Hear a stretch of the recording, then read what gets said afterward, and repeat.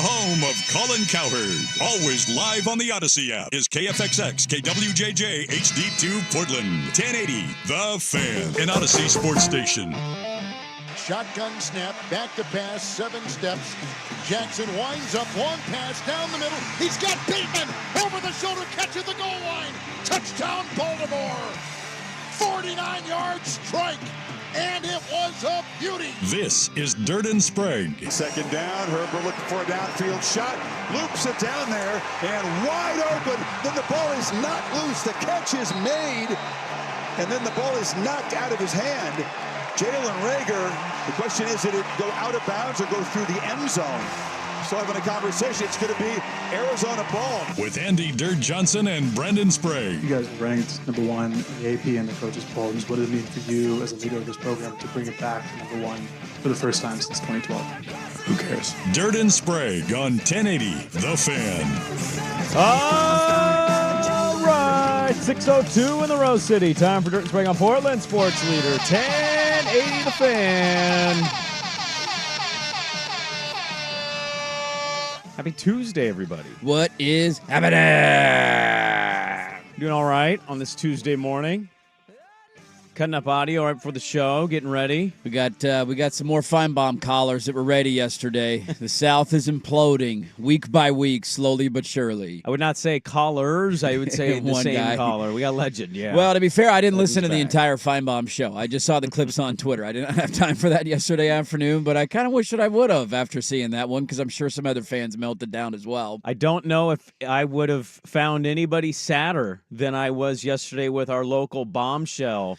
Yeah, that was a tough day. And then I heard that phone call, and I thought, I think that person's actually going through it worse than I am. What's tougher, losing a local institution or your once dominant football program no longer being the dominant football program in the world? You know, if you were to really push me on this, I would probably lean, if I haven't gone to the local institution in over a calendar year. Yeah, been a long time. It's probably the football part. I was trying to rack my brain yesterday. When was the last time I went? The last time I sat and I ate at a Sherry's, and for those who haven't heard yet, maybe you're not on the internet very much, good for you. R.I.P. Our local Northwest institution, Sherry's, the famous pie gambling restaurant. What a great just a great combination of smoking section, gambling, and delicious pies.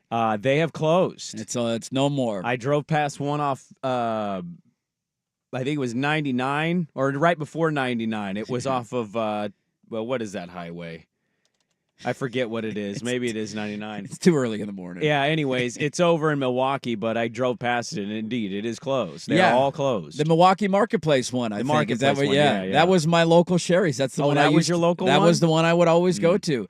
The last time I went to a Sherry's was... I can't answer it. I don't know. It's been that long? I mean, yeah, because last time I ate there was pretty awful. It's not good, man. I was like, how did I like this? It went downhill. The last time I went, I remember randomly, it was one of the first times the wife, then, friend that we were chatting, she stayed the night and she wanted to go get breakfast the next morning. The wife's friends? No, chatting? the wife when she was a friend, like when we first started talking, when we were first having conversations. You guys started as friends? I mean, not friends, but you know what I'm trying to say here. It was Dating? early. We weren't dating yet. It was one of the first couple of weeks, and she wanted to go get breakfast, and we went to Sherry's. That's where we went. What'd you do the night before? We sealed the deal at Sherry's is what we did. That was it. She was set. I'm going to marry this guy. He took me to Sherry's for breakfast. This is delightful. What a classy I individual. get a $3 cup of coffee. Here, you want some scrambled eggs Now, and some did you lukewarm have a- bacon? Let's go.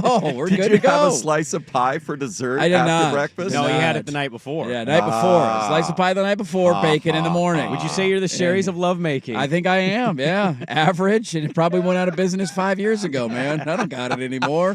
Yeah, well, that happens to all of us. Every once in a while you play the slots and you get lucky, but for the most part you're just losing money. I was, when I saw this from the Willamette Weekly, I was weirdly shocked, not shocked, and then also I was kind of left sad for about an hour. I mean, when you have a local institution that goes out of business, it's a tough one. Well, especially, I think they closed 40 of them. That's a lot. That's a lot. They've been open since 78. Yeah. So Swag was 34 when they opened. He was. I wasn't alive yet. Well, I No, wasn't I was aware not of even them here. because there's not one in Lake Oswego. Well, they started in Beaverton. Yes. And you mentioned like the smell. I will just forever have in my mind the feeling of Sherry's is always cigarettes, hash Yes. browns, Yes. a gambling curtain, Right.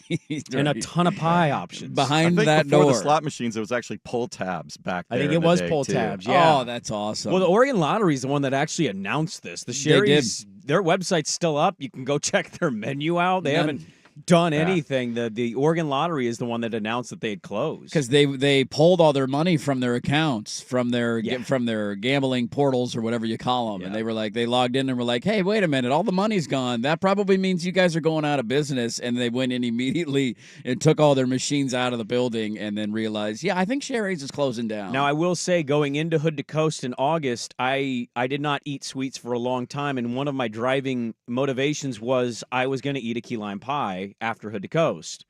So I went to the Sherry's in Clackamas near Happy Valley, and I went to that one day. I was going to go in and just go buy a key lime pie. Get my pie and go home. And I walked in there, and I kind of had a feeling that this was looming because when I walked in, there wasn't a single person in that restaurant. Not good. And there was one pie, and I said, "Do you guys have key lime pie?" And he goes, "All we have is this one."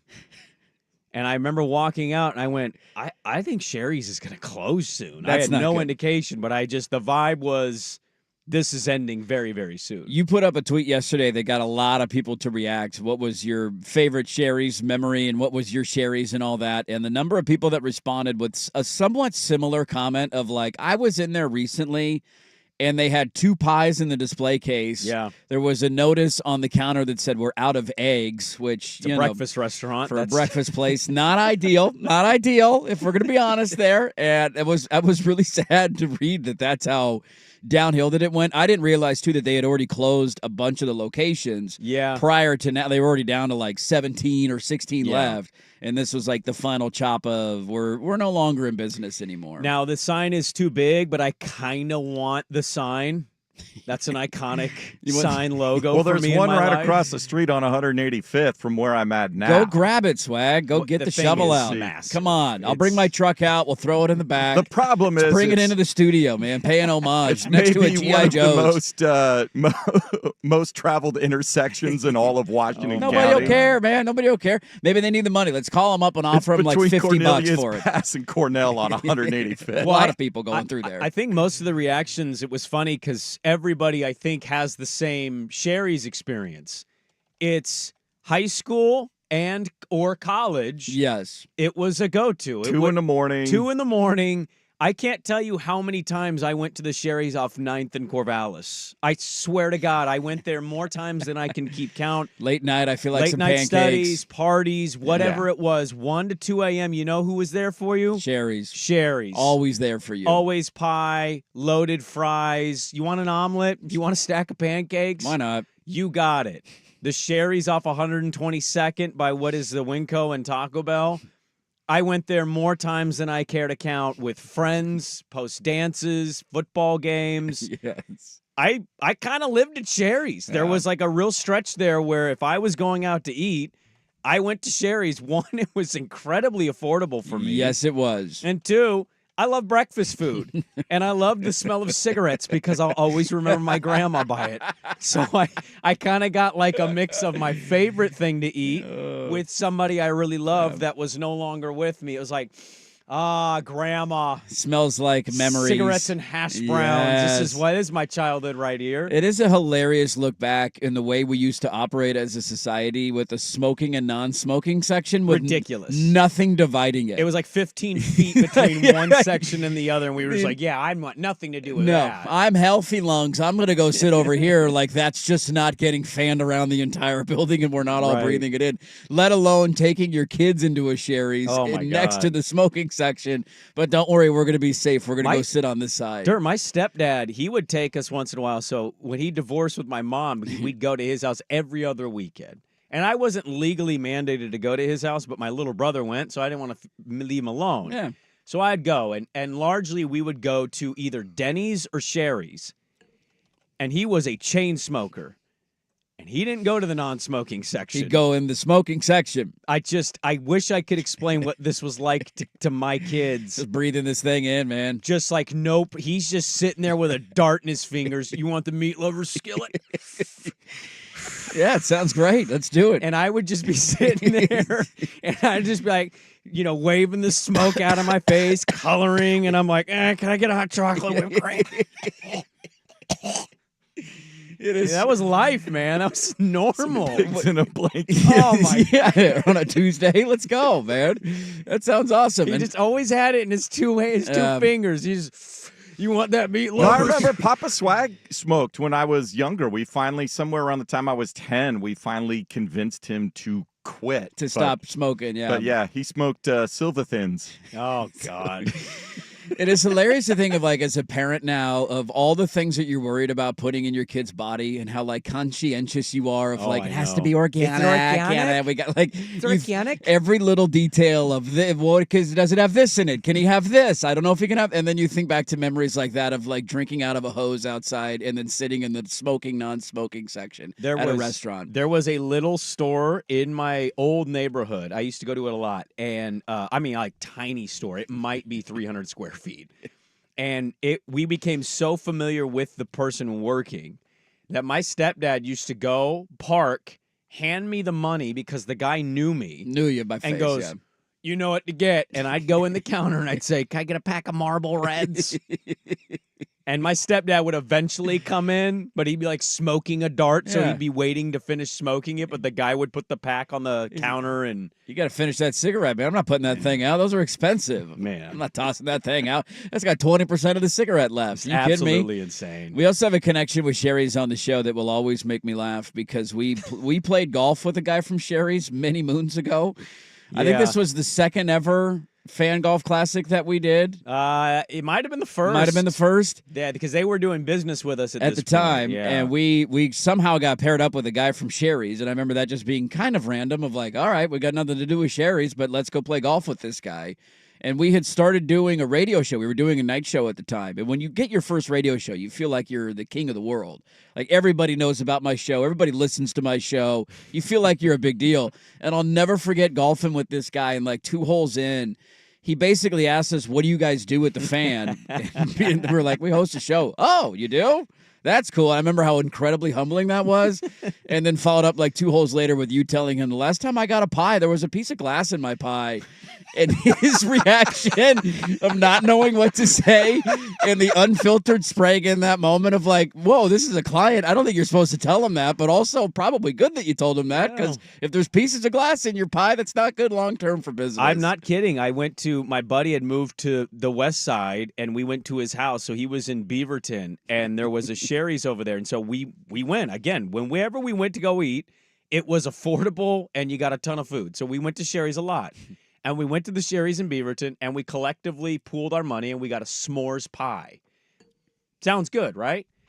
We opened the pie. We sat at a booth. Let's eat this and we pie. just kind of start. Yeah, we cut. It had pieces. We cut into it, and we started eating. And I'm not kidding. I took a bite of the pie. Big old shard of glass. And I'm talking like the bottom of a Coke bottle was in the pie. And I remember going, like, I had a piece in my mouth, and I'm like, what? And I took it out, and we looked in the pie, and we did nothing. Nope. We took it back to his house. His mom saw it and was like, well, that's unfortunate. I don't know why we didn't sue the living hell out of him. We would have won. You would have won. We had to lay up to $100,000. Yes. What were you thinking, man? I was 12. Sherry's would have gone out of business 15 years ago. I could have buried the him. Spragues would have put him out of business circa 2009, man. They're gone. See you later. Well, I'm glad you're laughing. Oh, I mean, could have been a lot worse. I heard yesterday was rough for you. I was just, whoa. What do you mean? Where are you going with this? You were spicy. I don't know if you saw what happened over the weekend. I did. We did. We watched it on my guy's outdoor big circular bar next to the pool in his hacienda on the 14th hole of La Quinta Country Club. Have you ever been deep choated and then just rebel robbed? Yeah. Yeah, well, that happened. That did. I know. I was a little spicy. You know, I didn't even get the spiciest takes on the show yesterday. He did. How was I more spicy than that? He tried to call out the rest of Major League Baseball for not spending like the Yankees and the Dodgers. Yeah, they should spend more money. If you want to compete at the highest level, spend more money. You're all billionaires. Spicy take. Well, it's not Let's like sit they just on our have the mo- money in Well, their the Padres pocket. tried. The Padres did try. They did try. We'll give them some partial credit for effort. Spend money, man. You got money sitting in your pockets. It's all about running a business. You had another spicy take, and I'm trying to remember My what it anti-Indiana take? Screw Oh, Indiana. yeah, he randomly hates Oh, Indiana he's football. not down with Signetti, I mean, I hate huh? the entire screw the Big Ten. I hate the whole conference. I want them all to lose. It's your conference. I have no conference pride. Okay. I hate everybody in that conference. They pretend that their conference is tough, Okay. and I hope we win year one. Yeah, he hates Indiana randomly. Beating he hate Nebraska Illinois by 50 yet? means nothing. Yeah, I hate Illinois too. Screw Okay. Illinois. Those jerseys were horrible last week. Leather Fighting helmets. Illinois. What are you? That's like when we dress like Cal. What are you wearing? That was one of your biggest home games of the year, and you wear those You know that took him like 4 years to make? to figure out how to do it, Yeah, to make it look like wood helmets. and they were ugly. They were ugly. And you only scored 21 on Michigan. You know what? Congratulations. Who cares? I know why. Right, I know who why cares? Sprague's happy today. Why? It's the opening night of the NBA season. Well, we will get to that. Hey, I got that on the NBA hoops spreadsheet. is back tonight. Oh my It's god. either that What? Yeah. or I had today sex. What? is the Frozen Frenzy. That it is. All 32 NHL teams in action all day today. Really? Only time When- all year. What's the earliest it starts? 3 o'clock. Okay. And then the late game on ESPN is an 8 p.m. face-off. An 8 p.m. game? Is that Vegas? LA Kings and Vegas Golden Knights. And Oh. so every 15 NHL after minutes, dark. every 15 minutes, another game drops the puck. Okay.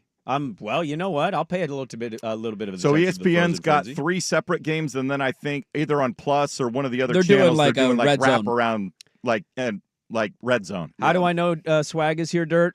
He just told me hockey stuff. Hockey stuff. Nobody else at this station would tell me hockey stuff. Happy hockey season. Happy basketball season. glad to have a R.I.P. purpose. Sherry's. It's all, R.I.P. Sherry's. It's all in our life. Somebody's texting in saying the one in Vancouver is still open. I had read that all the Washington ones were closed. Yeah, we got to go do a field trip now. Somebody's got to drive up. If you're out there listening and you're Call in, perusing go to around, the Sherry's, knock on the door, open or go into Sherry's, see if they'll let you in. call in, Bring and us then a pie. order a pie shake. Yeah, order a pie. Order a pie shake, call in, we'll do a live hit with you. Sans the glass. No glass in that With a pie side shake. of bacon and some black coffee. Dude, their sour cream lemon pie was really good. I'm going to miss that. I feel like I always envisioned their coffee cups as they had the white coffee cups and they just were like perma stained.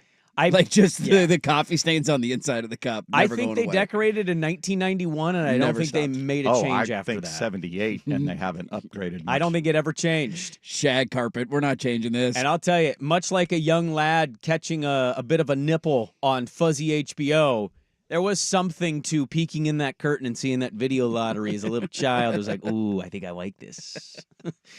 R.I.P. Sherry's. We got a R.I.P. loaded show. Let's get it going. Dirt and Sprague, good to be with you. We start next on The Fan.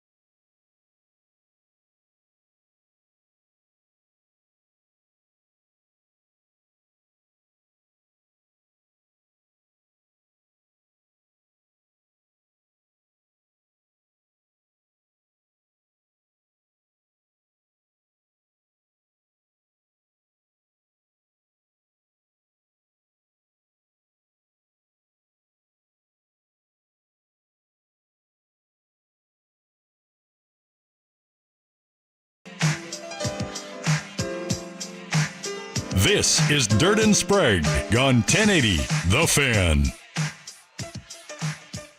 All right, welcome back in. You know what? We just share your Sherry stories all day if you want at the Vancouver Ford text line at 503-864-6326. They're welcome. The YouTube comment section, Twitter, doesn't matter. It's a sad day here locally, even though none of us have eaten there in 20 years. It's been a long time, man. Maybe that's why they went out of business. It's been a long time. I'm like sad. I've lost an uncle that I actually didn't like that much that I haven't seen in 15 years. But, man, I remember those few years, man. I haven't seen him since I was 12. R.I.P., though. R.I.P. So the Ravens can look really scary and good, huh? Yeah, let's just give him the MVP now. That was an awesome win for them. Really? I mean, I think it's over. We got NFL Factoid Tuesday. We'll see if you feel that way in a minute. Yeah, maybe there's some numbers you can point to for other guys.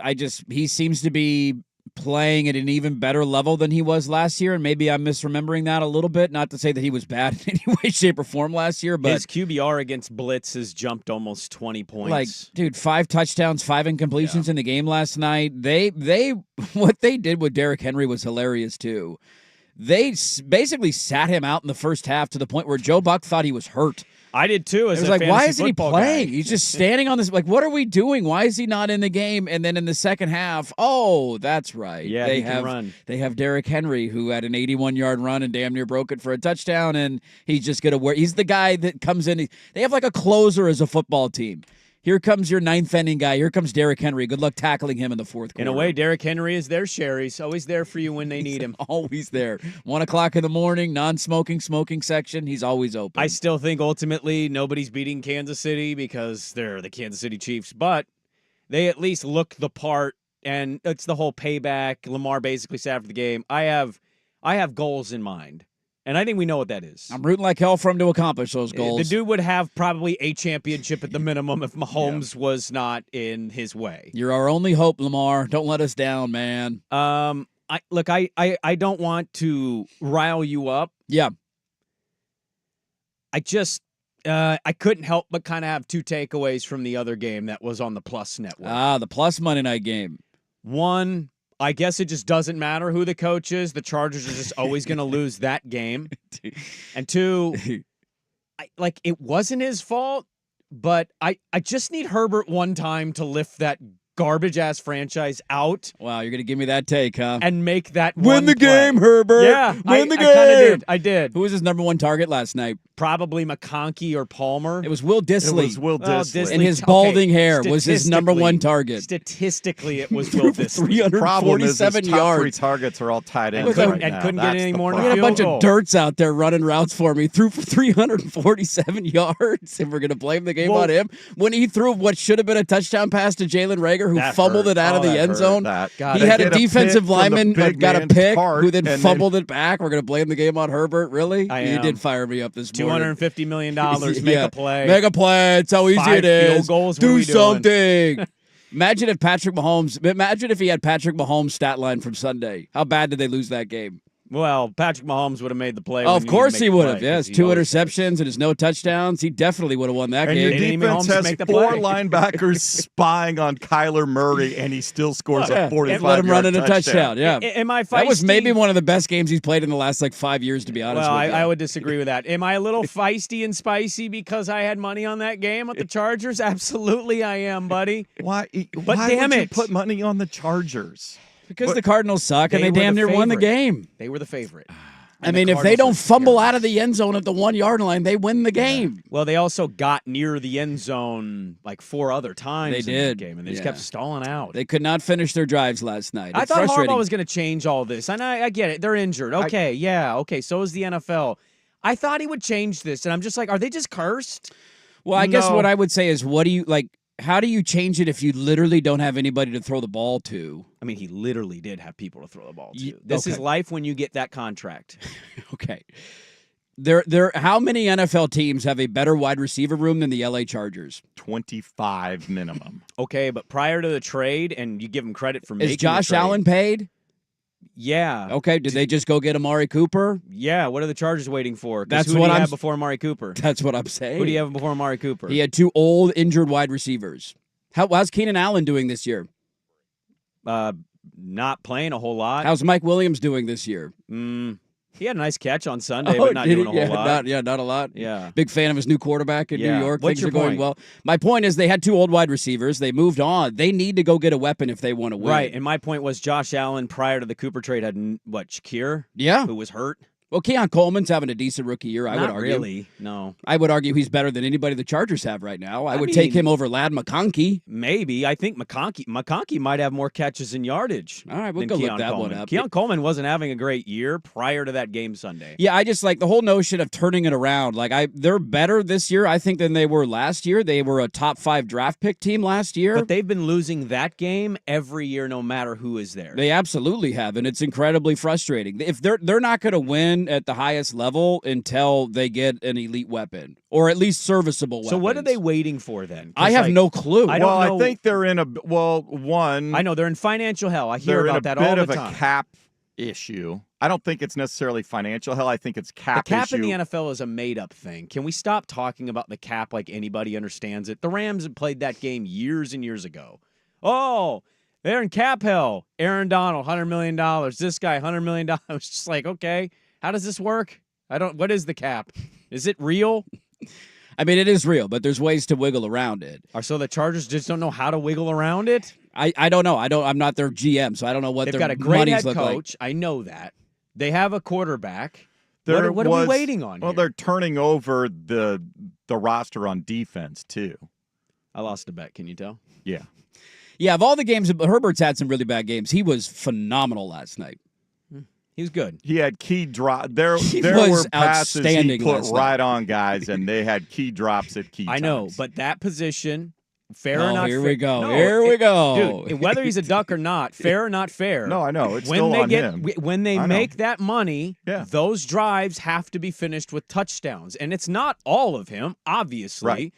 But we do that with other quarterbacks. That's how that league's talked about. That is. You get to the red zone, you got to score touch. You can't have 5 field goals. Maybe we should stop talking about the league that way. Okay. Maybe that's the problem. Maybe. If you go 27 of 39 for 349 yards in that game, Win a game. how did they run the ball also? Did they have an elite running game last night? No, they Cardinals did not. surprisingly No. stopped that thing. Couldn't run the football at all. They So he couldn't. had no run game. Mm-hmm. He had a receiver drop the ball at the 1 yard line. He completed 70% of his passes for I would say 350 most yards. of those incompletions were either throwaways or or drops. And his number 1 target was Will Dissly, who used to be the 4th tight end for the Seattle Seahawks. Should we go through the list of guys who caught a pass last night and play the fun game of have you ever heard of them? Gerald Everett. Have you ever heard of Eric Tomlinson? I hadn't No. heard of No, him. no. What about Kamani Vidal? No. No, Not okay. familiar. Stone Smart, I he had knew a nice Stone drop. Smart. Okay, Yeah. you do. Simi Fehoko, big fan of his. No clue. Yeah, No clue. Yeah. Will Dissly, 8 catches, 81 yards on What 11 did McConkey targets. have in that game? McConkey had 2 drops and he had 5 catches for 46 yards. Five And he had catches, 7 46 targets, and so his 2 And they were catches on drops. targets They were were right flat on out him. drops in the middle of his No, I hands. remember. Yeah, I Yeah. watched that game. Yeah, Yeah. yeah. I gambled on that game. Yeah. I watched it. I did too. I'm just blaming the right things. Score a touchdown. They should have. What are Yeah. you doing? Jalen Reagor should have had one. He dropped the ball at the 1 yard line. That was his only target of the We night. sure he didn't step out? I thought he stepped out. Or how about you hold on to an interception on the opening drive of the Yeah, game? come on, Tart. Oh my God. Not a former Niner. Is that Yeah, a different Tart. No, that's Tart. Yeah. What I'm confused on is why they're not taught. I know big men want to run, and we have some good big man moments, thick sixes. Yeah. I think I'd teach my guys, catch the ball, fall down. Catch the ball, fall down. Sorry. Do the Lockett thing in Seattle. I didn't put you on D-line to score a tud. Just go down. Yes, just go down. Something bad is going to Give happen. us the damn football back, man. Don't fumble that thing. Herbert, score a touchdown. Yeah, it's all his fault. Be better. Yeah. 73%. Yeah, come on. 349, not enough with no weapons. NFL Factoids is next on The Fan. Now, from the Fan Sports Desk, a Sports Center update on 1080 The Fan. First on the Fan, Lamar Jackson tied his franchise record of 5 touchdown passes in a game, which also matched the number of incompleted passes. He led the Ravens to a 41-31 win over the Buccaneers, their 5th straight win. It was a tough night for Tampa Bay. They lost wide receiver Mike Evans to a hamstring in the first half. Then late in the game, Chris Godwin carted off the field with a gruesome ankle injury. It was the Chargers' red zone offense that was gruesome in Arizona. They could only muster 5 field goals despite outgaining the Cardinals. Kyler Murray threw for 1 touchdown, ran in the other, and then set up Chad Ryland for the game-winning 32-yard field goal with time expiring for a 17-15 win. 49ers receiving confirmation Monday. Wide receiver Brandon Ayuk's done for the season. Suffered a torn ACL and MCL in his right knee. Also, Deebo Samuel in the hospital. He's got fluid in his lungs, suffering from a form of pneumonia. Curtain goes up tonight on the NBA's 79th season with a doubleheader starting in Boston. Celtics will raise a record 18th championship banner, then battle the Knicks, 4:30 tip. You'll hear that one on 910 ESPN Portland, pregame coverage at 4. Nightcaps in Hollywood. Lakers host the Timberwolves, ready to make history if LeBron and Bronny James become the first father-son duo to take an NBA court at the same time. 7 o'clock tip on TNT. More sports scores and stories in 30 minutes. Jason Swigart from the Fan Sports Desk. Listen live or on demand at the Odyssey app. The Fan's desktop player, or tell your smart speaker to play 1080 The Fan. The Fan is live on YouTube and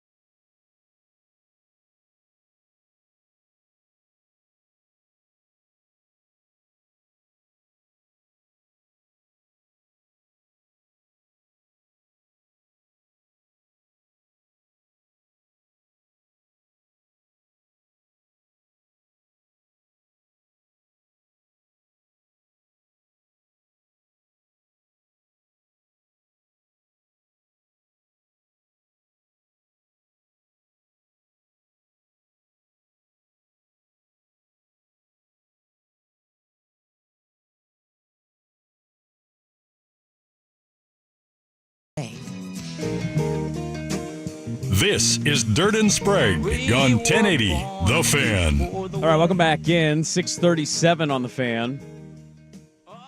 You didn't bring the ice pack in during the break. He was getting hot. The engine was steaming a little bit. Yeah, that one will get me going. That one will get me. I was really impressed with the way he played last night. Win a game. I'm also frustrated in losing that bet. I also gambled on the Chargers last night. Pissed off. It was such a stupid game, and they did the most Charger thing and of all you and time. I both knew that was somehow. Probably. But you had that. This was the game that was circled. Like if you said, okay, bet the house on a Chargers game, you would not touch that particular game because that's when chargering happens. Well, you never know when the Chargering's literally do that happen. every game for the Chargers. You never know when they're going to go full Charger. No. I need to get to factoids. You tell me. Look on the schedule, almighty guru, who, by the way, went 0-3 this weekend. I think I've been 1-2. Well, no, his picks technically shouldn't count. I don't care you have cell service. You chose to text those in hours later. But, okay, 1-2.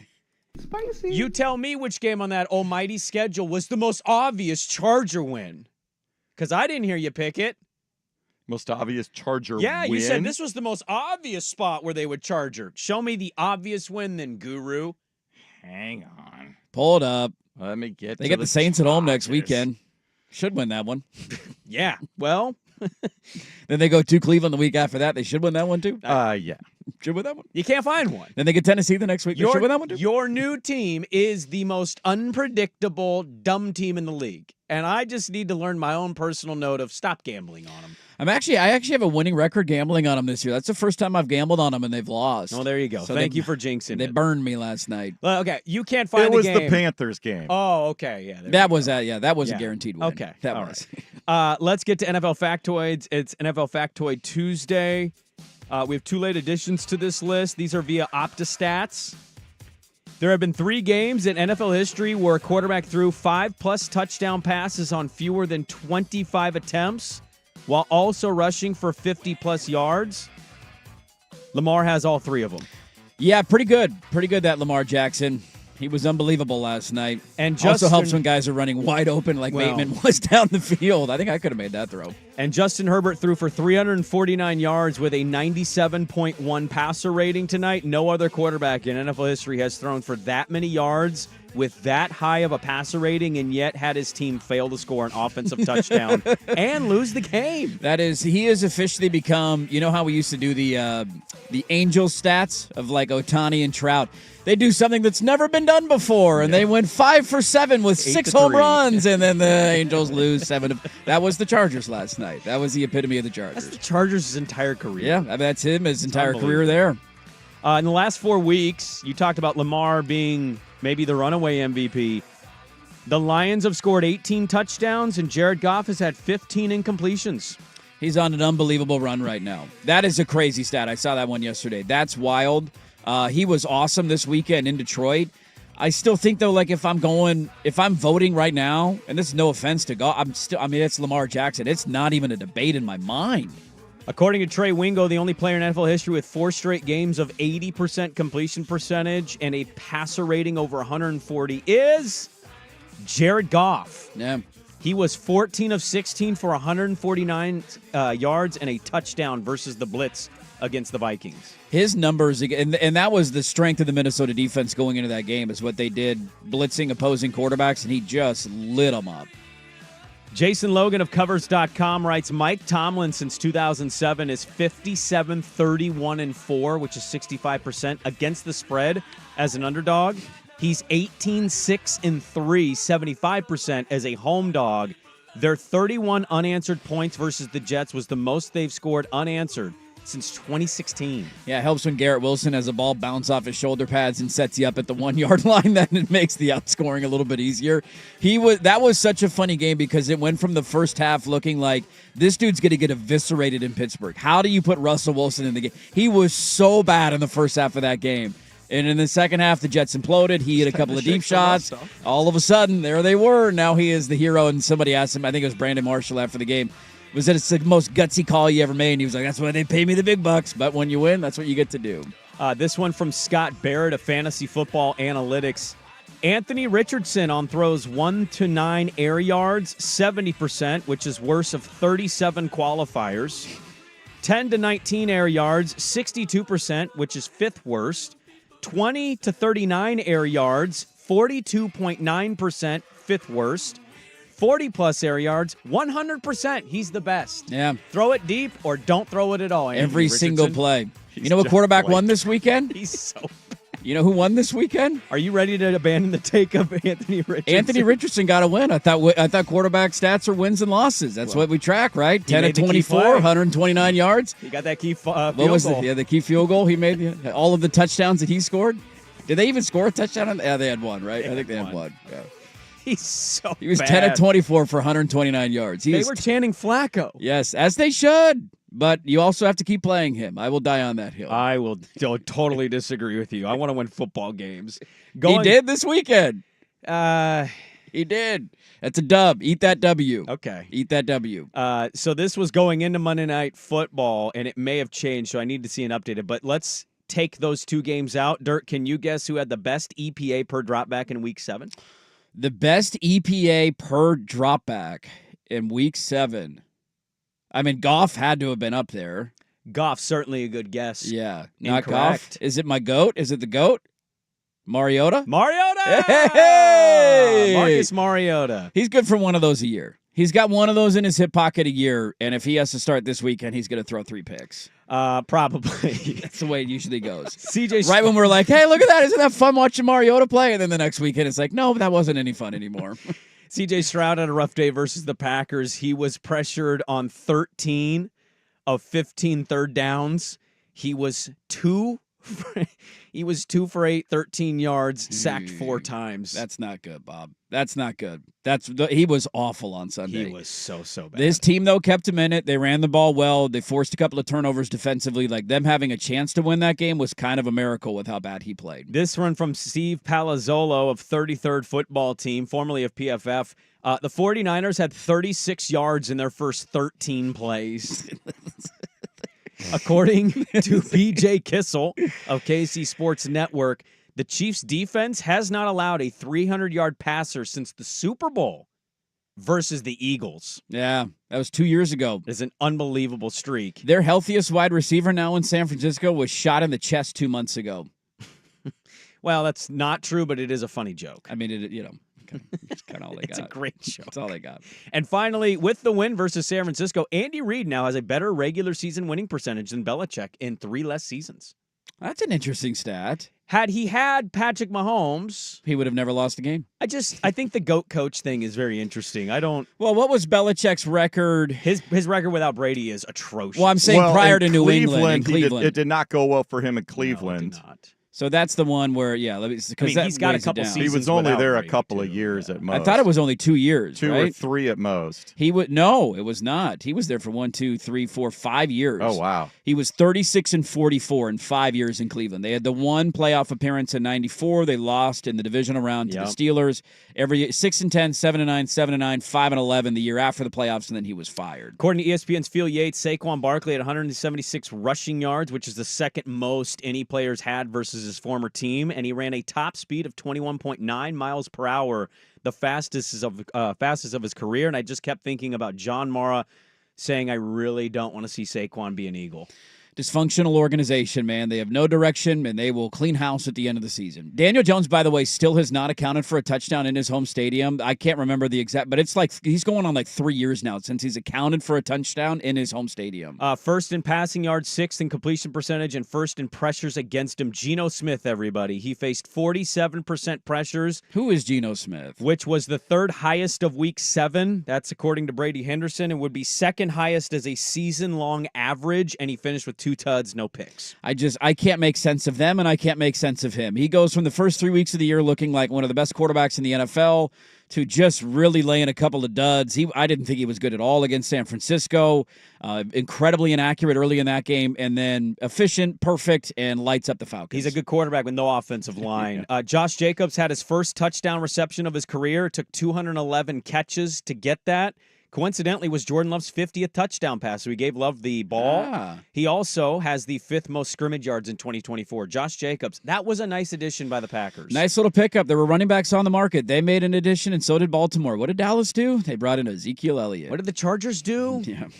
And last one, Mike Evans, before he got hurt, became the 6th player ever to have 12,000 receiving yards and 100 touchdowns with one team. Remarkable consistency. Great Hall of Fame. Did we get an update on what that was? I am not. Well, he was dealing with a hamstring. Yeah, I know he was thing. banged up coming Aggravated in. the hamstring. Yeah. Okay. I know Godwin's done for the year. Yeah, Godwin's done. Yeah. But that's tough. He's had such a great run. I hope it's nothing long-term for him. There we go. NFL Factoid Tuesday, every Tuesday here at 6:30. We have a lot to get to, the remaining of the show, but we're back with more after just a couple minutes. Dirt and Sprague on the Fan.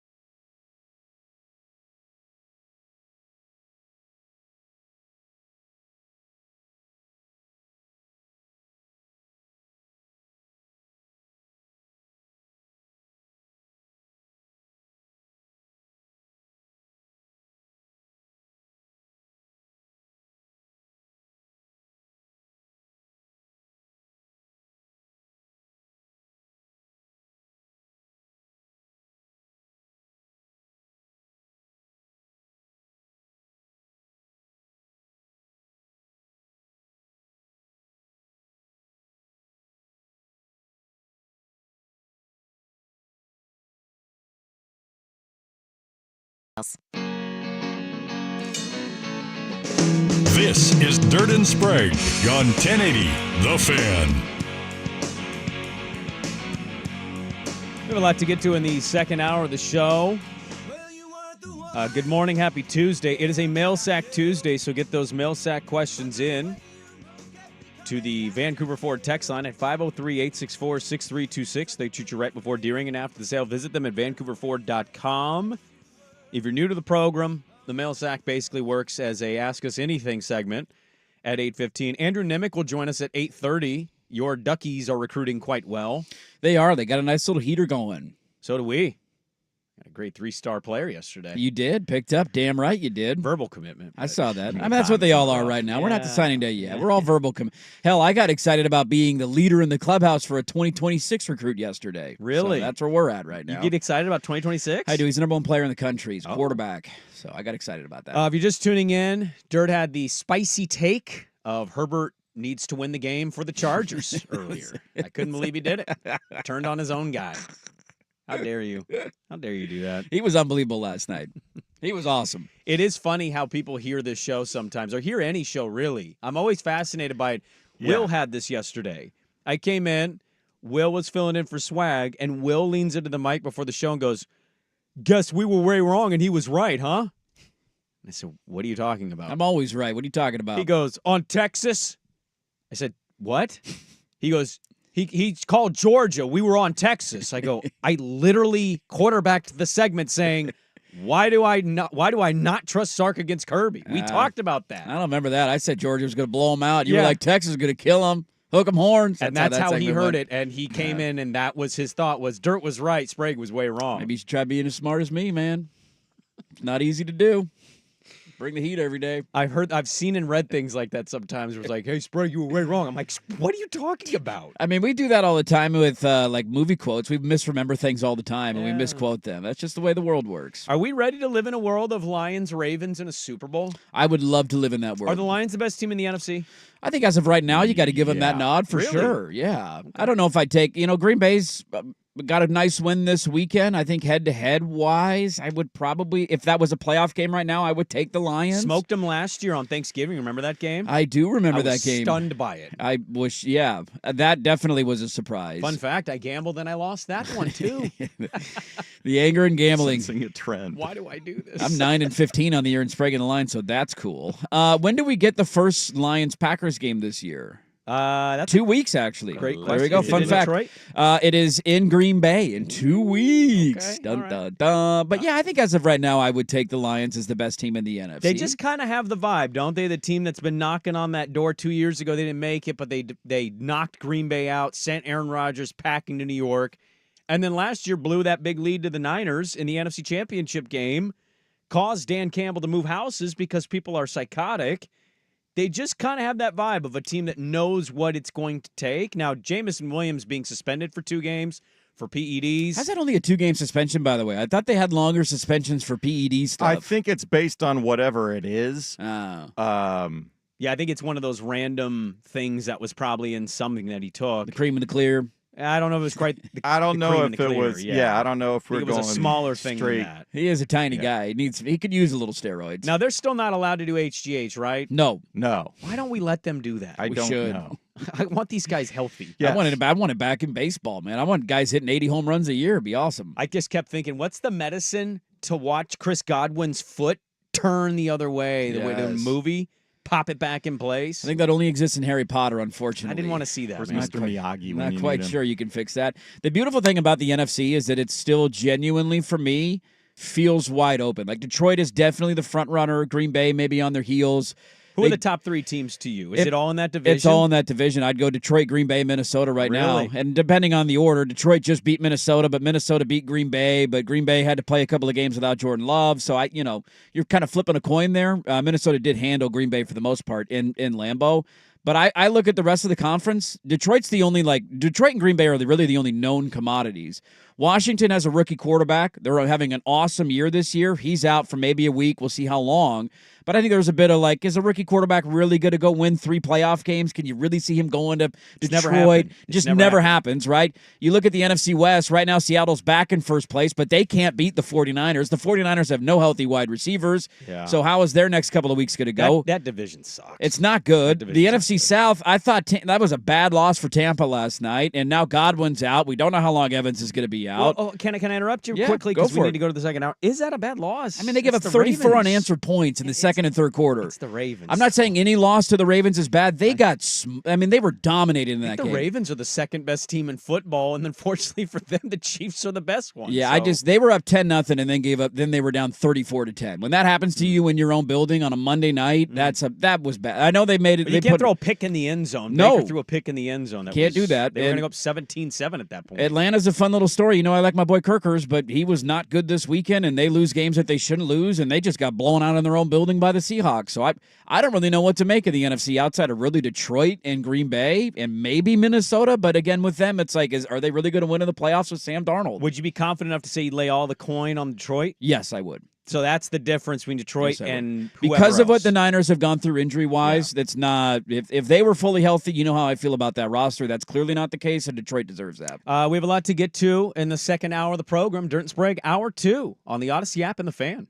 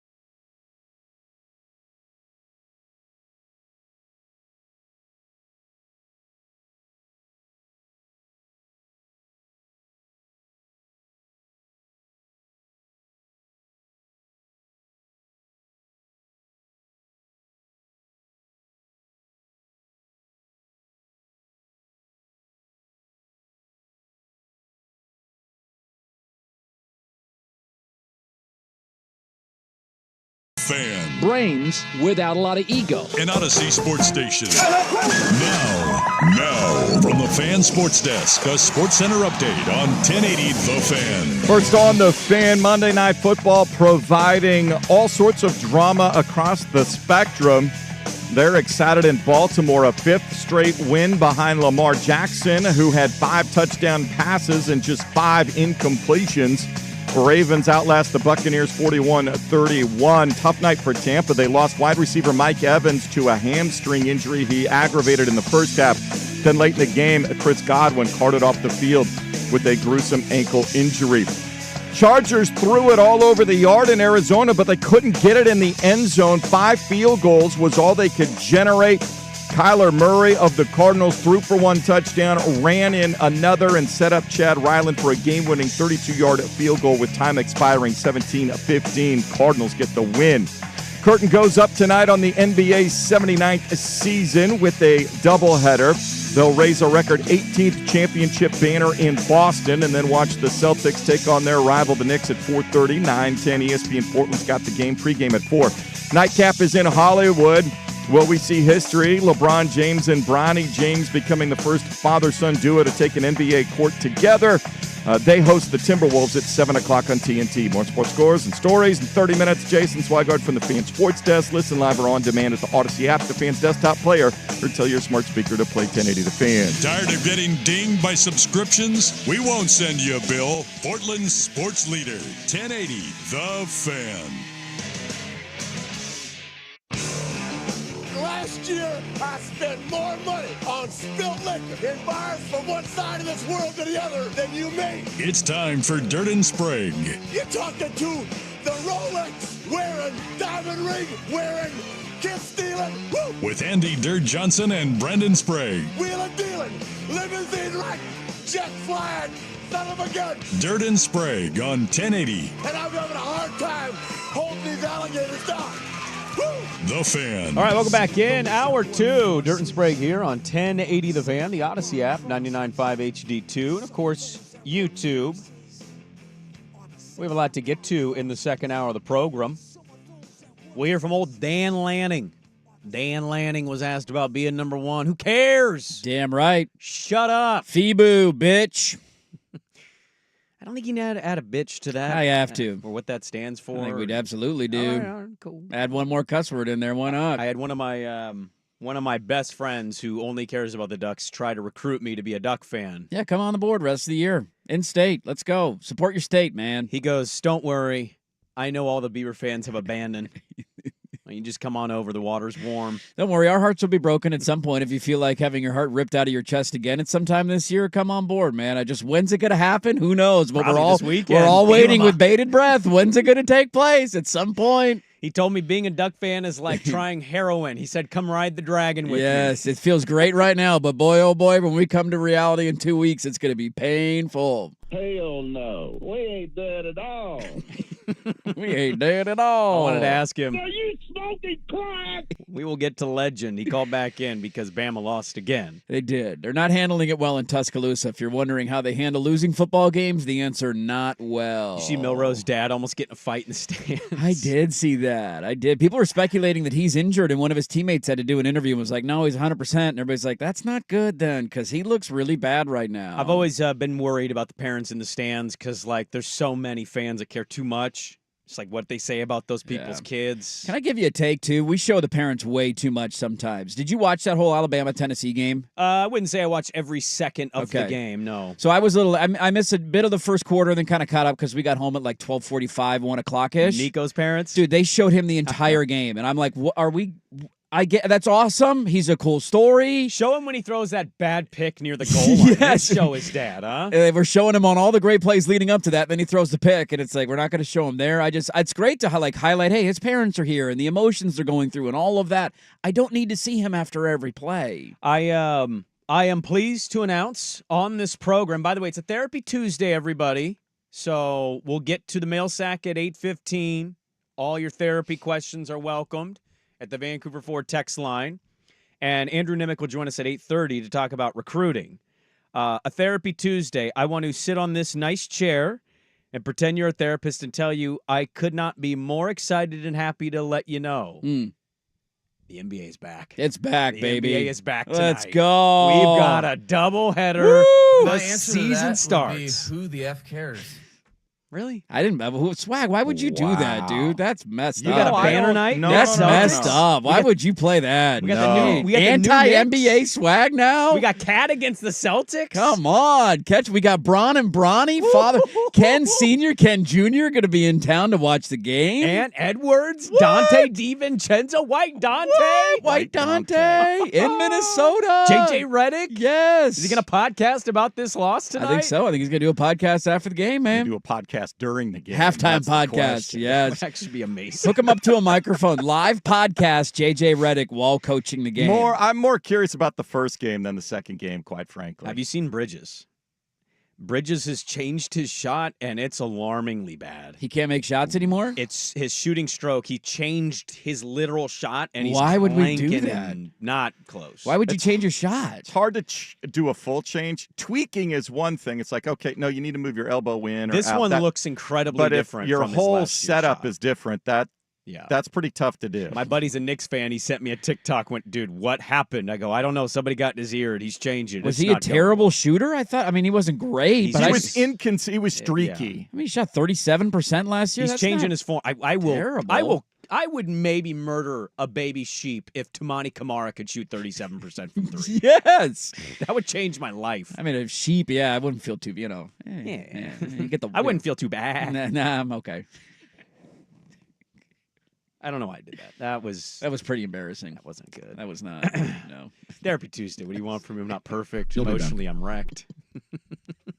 The NBA is here. It's here. Yay! The night where we all pay attention and then we forget exists for like 3 weeks. Hey, look at that. I get to watch Chuck and Shaq and Kenny tonight.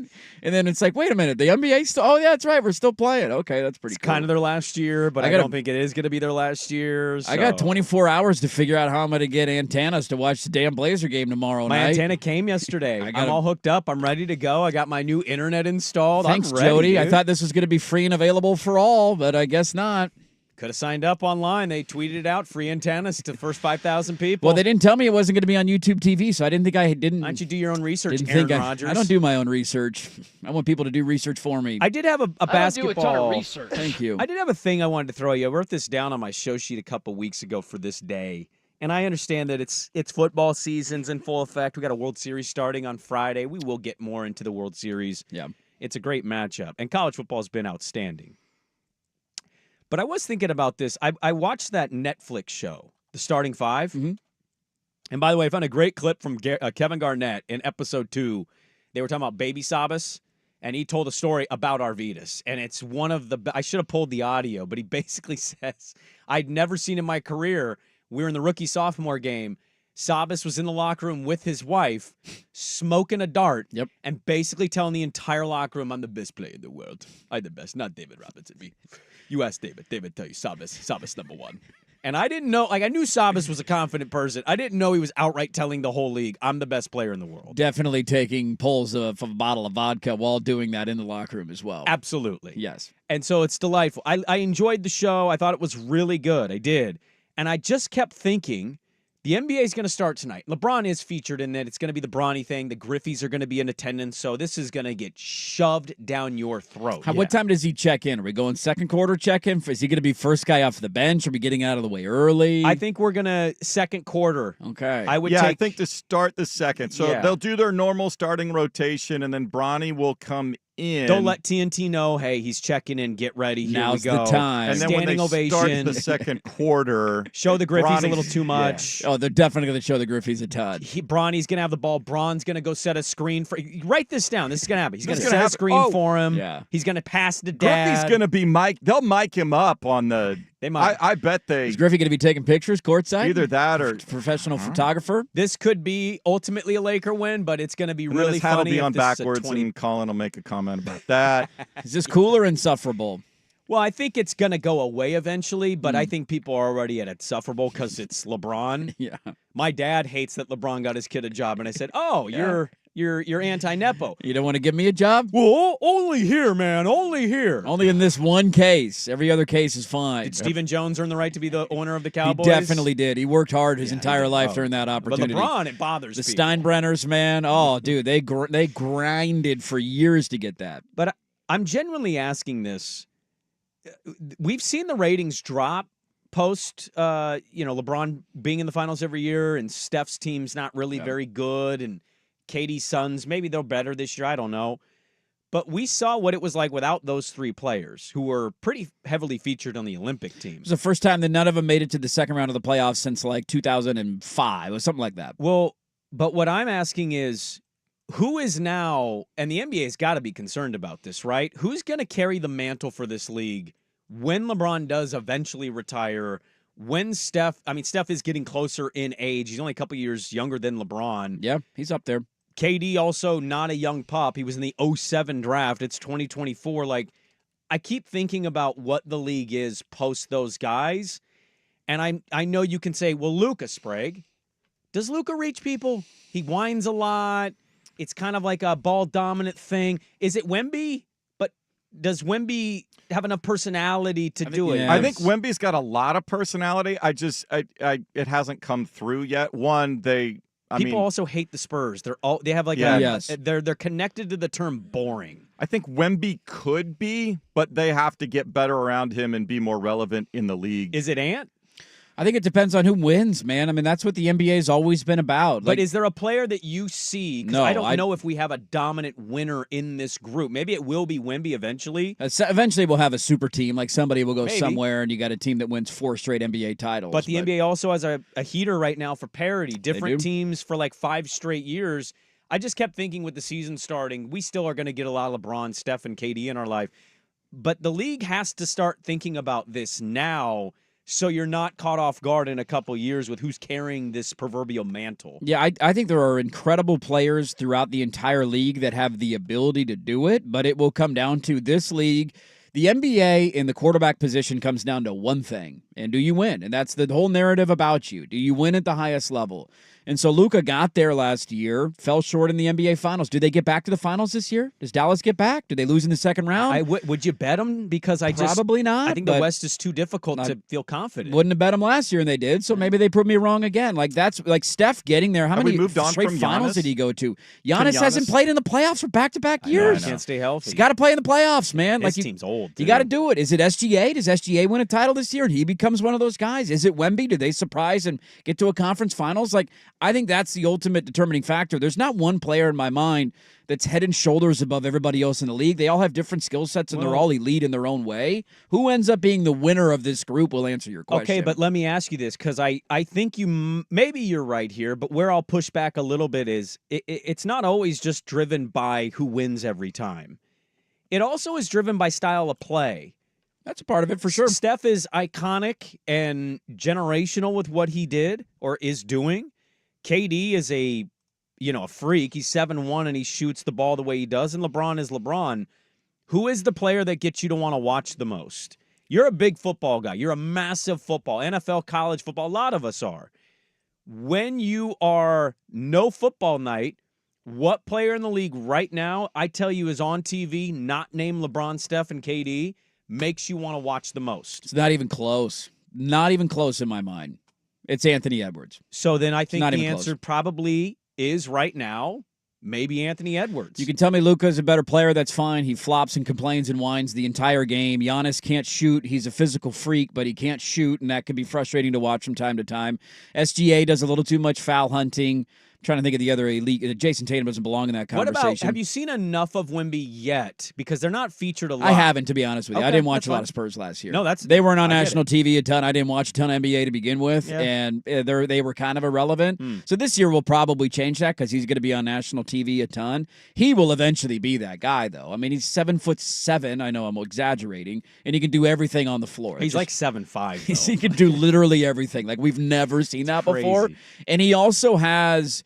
To me, like what separates certain guys is he has that mindset and that instinct that you need in the NBA. He wants to win. He wants to rip your throat out. And he wants everybody around him to get better, and he holds everybody accountable. Those are the things that you don't always see from the biggest stars in the NBA. I think that's a good one. Luka, and Edwards, Wemby. Who is that next player to take the mantle post the LeBron, Steph, KD era? Yeah, Jokic is a ton of fun to watch, but just not a lot of, I think the skill I can really appreciate. Yeah, but a ton of fun to watch. It's doughy, big guy that you just watch and go, how is he doing this? He's moving like molasses out there, and nobody can stop him. It doesn't make sense. I feel like he's moving in slow motion, and yet everybody's behind him. I'm happy for you guys. NBA season's back, baby. Are you happy for me? I'm happy for you. Thank you. We all need something in our lives to fill that void. The Beavers are letting you down. The Niners are decimated. I know. At least you got the NBA back. I need it. The NBA is here, man. I can't wait for everybody to hate LeBron even more tonight because of the Son, Bronny, Griffey thing. It's going to be shoved down our throats. We have a lot more to get into. We'll hear from old Dan Lanning. Up next, not happy in this college town. Next on The Fan. Seahawks football is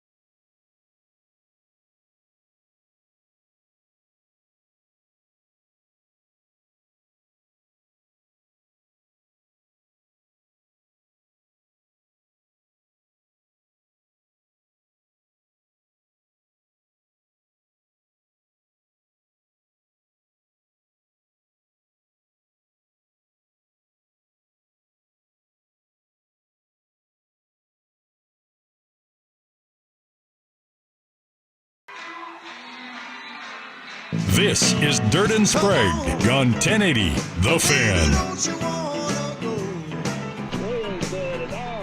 All right, welcome back in. Dirt and Sprague here on The Fan.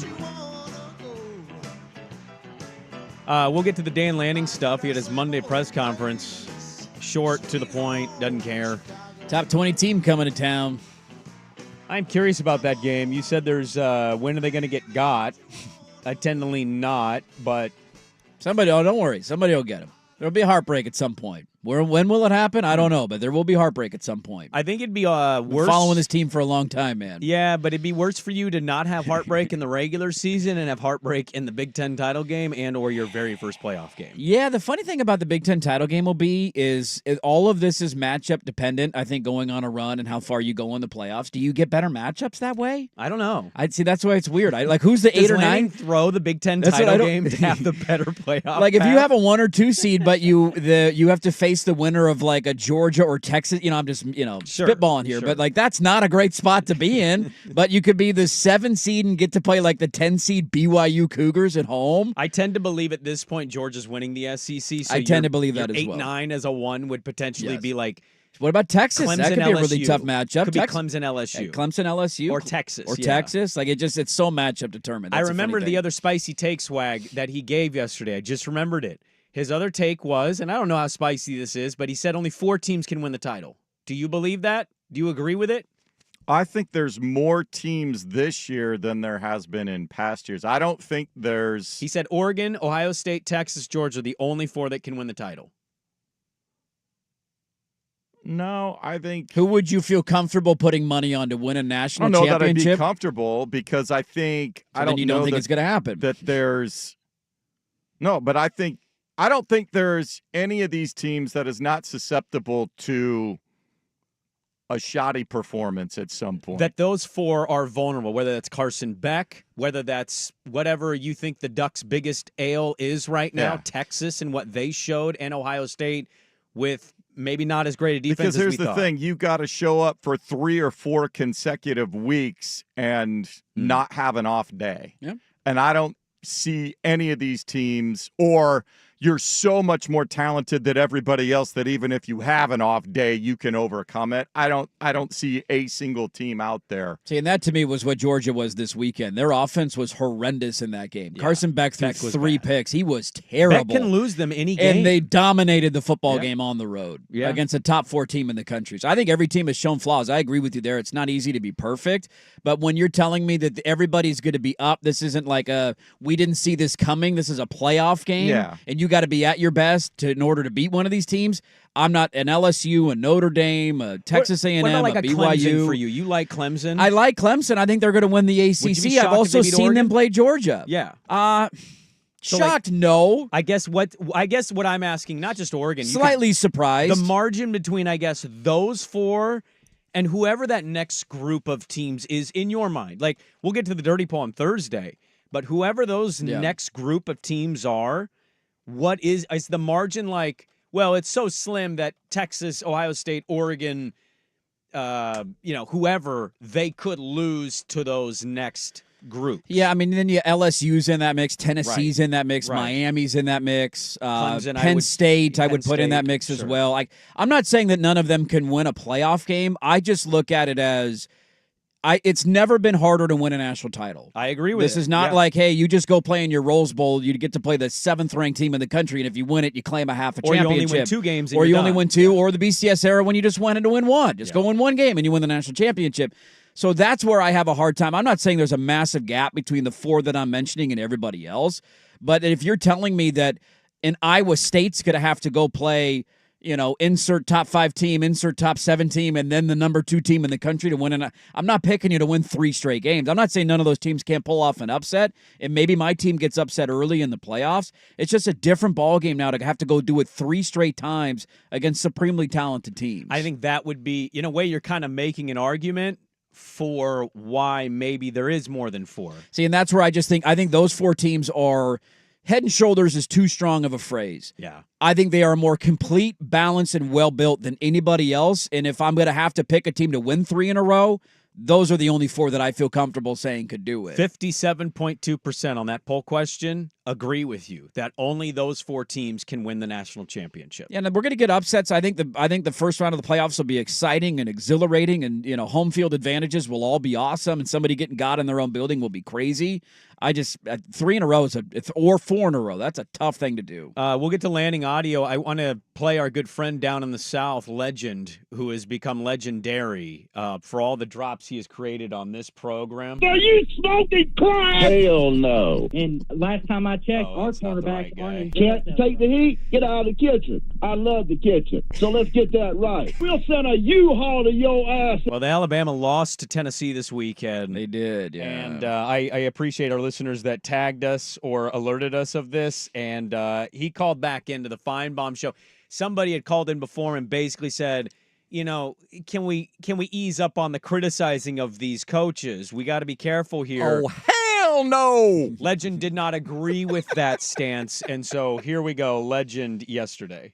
We can say whatever the hell we want to about people making $10 million a year.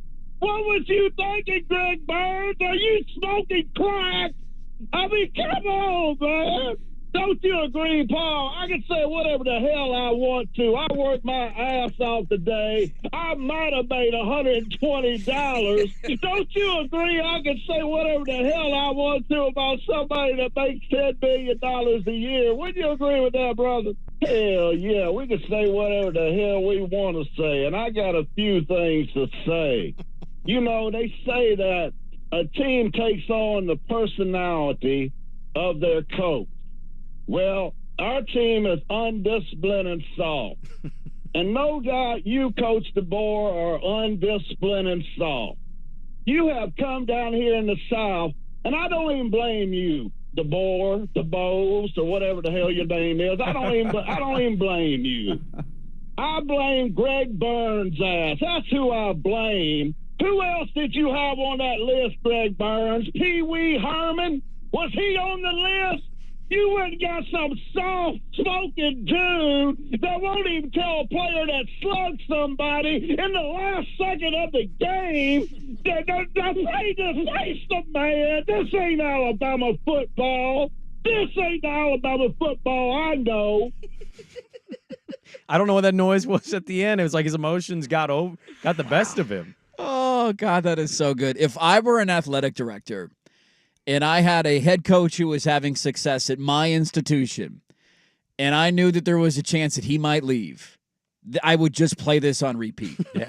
They were on the brink of building a statue for this dude like 6 months ago. I know they're not 6, but you get my point. Yeah. 8 months ago, whatever it was, in Seattle. They were on the brink of building this guy a statue in Seattle, Washington. He was the next Don James. He could have gone 7-5, and nobody would have uttered a peep because he won the national title a year ago. This guy has lost 2 games, and this is the reaction that you're getting. If they lose this weekend... If they lose to Missouri this weekend, they can. They might bomb the stadium. They might blow the thing up. Here comes ISIS, man. They are not handling this well. Here's my daddy. Are you smoking crack? Boy, what a difference, huh? We don't quite carry that same. We don't, man. Maybe during the games, fans do, but like as soon as the games are done and we breathe our sigh of relief. Yeah, it's not here. We're normally just on to the next thing. Hell no. No. Hell, I maybe made $120 today. I can criticize him however I want to. Why does he sound like Ernest when Ernest is the old lady in the neck brace? Hell no. Dude, I was even thinking that on Friday, like as much as I'm still like pained by everything that's happened in the last year. Sure. Purdue sucks. Yeah. Like, what was the equivalent of Purdue in the Pac-12? Arizona State maybe last year in the Pac-12. Like, no hope. Everybody's going to blow them out. Purdue's a bad football team. Yeah, last year's Arizona State sucked. Stanford is a good one, yeah. Oregon going on the road to ASU or Stanford last year, there was like 452 people in the stands. Yeah. That thing was sold out on Friday night. It was packed. And that's the difference. In certain pockets of the country, they're 1-5. There's no hope, but hey, we're going to bring our ass to the game, and we'll have a light show, and it'll be great, and then we're all going to leave at halftime. Good to see Duck Nation traveling. A lot of green in that See, Dirt made a stadium. good point yesterday because I said the same thing. I was like, I was impressed, but also that's the game. And Dirt said, well, you got to take into account how many Duck fans live in Chicago. Yeah, Got jobs just in the Chicago Midwest, or Indianapolis or Kalen DeBoer learning very quickly. You ain't at Washington no more. You ain't at Washington no more.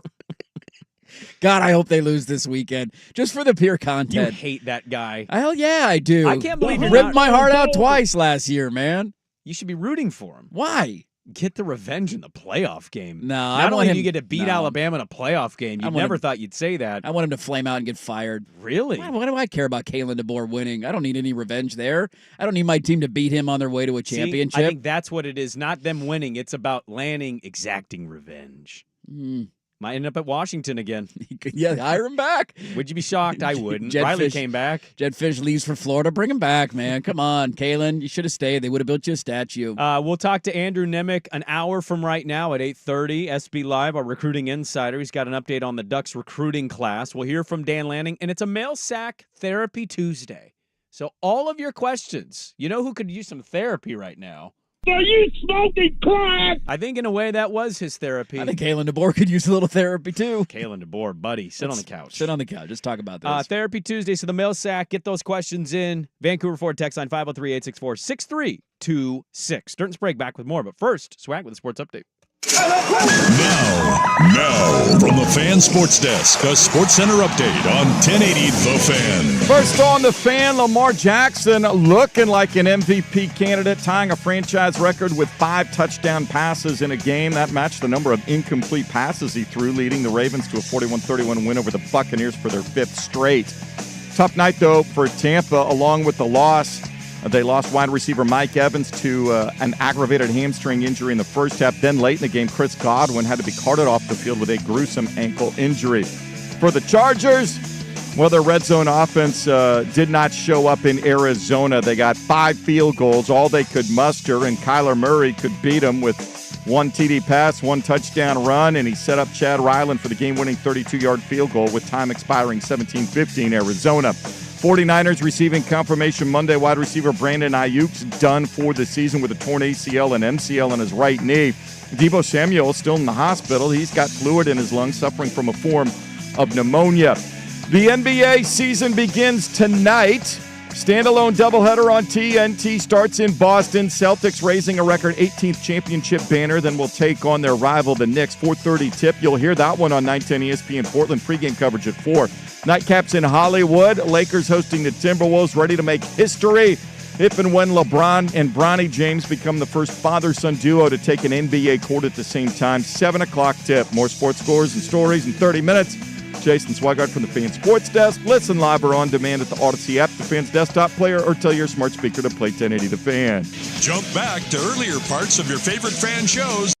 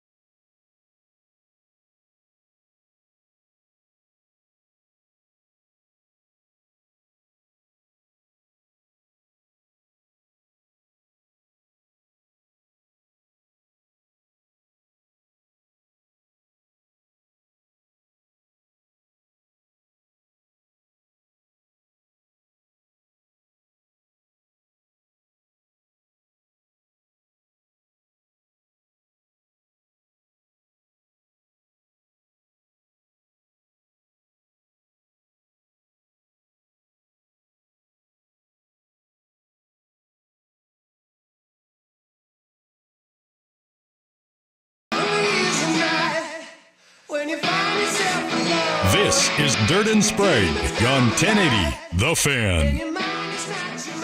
All right, welcome back in. 7:38 on your Tuesday morning. Hope your days are going great. We'll get to the mail sack coming up at 8:15. Get your questions in, 503-864-6326. Not going to lie, good little sack so far. Sack is filling up nice. I like the direction we're going with the sack so far. Well, it's a therapy Tuesday, so we need a good sack, man. My therapy session's going to be loaded today. You got to let it all out, man. My God. Let it all out. We'll do that coming up at 8:15. I had therapy all last weekend. Did you? It was... Palm Springs is therapy. It nice was weather and golf glorious, is therapy.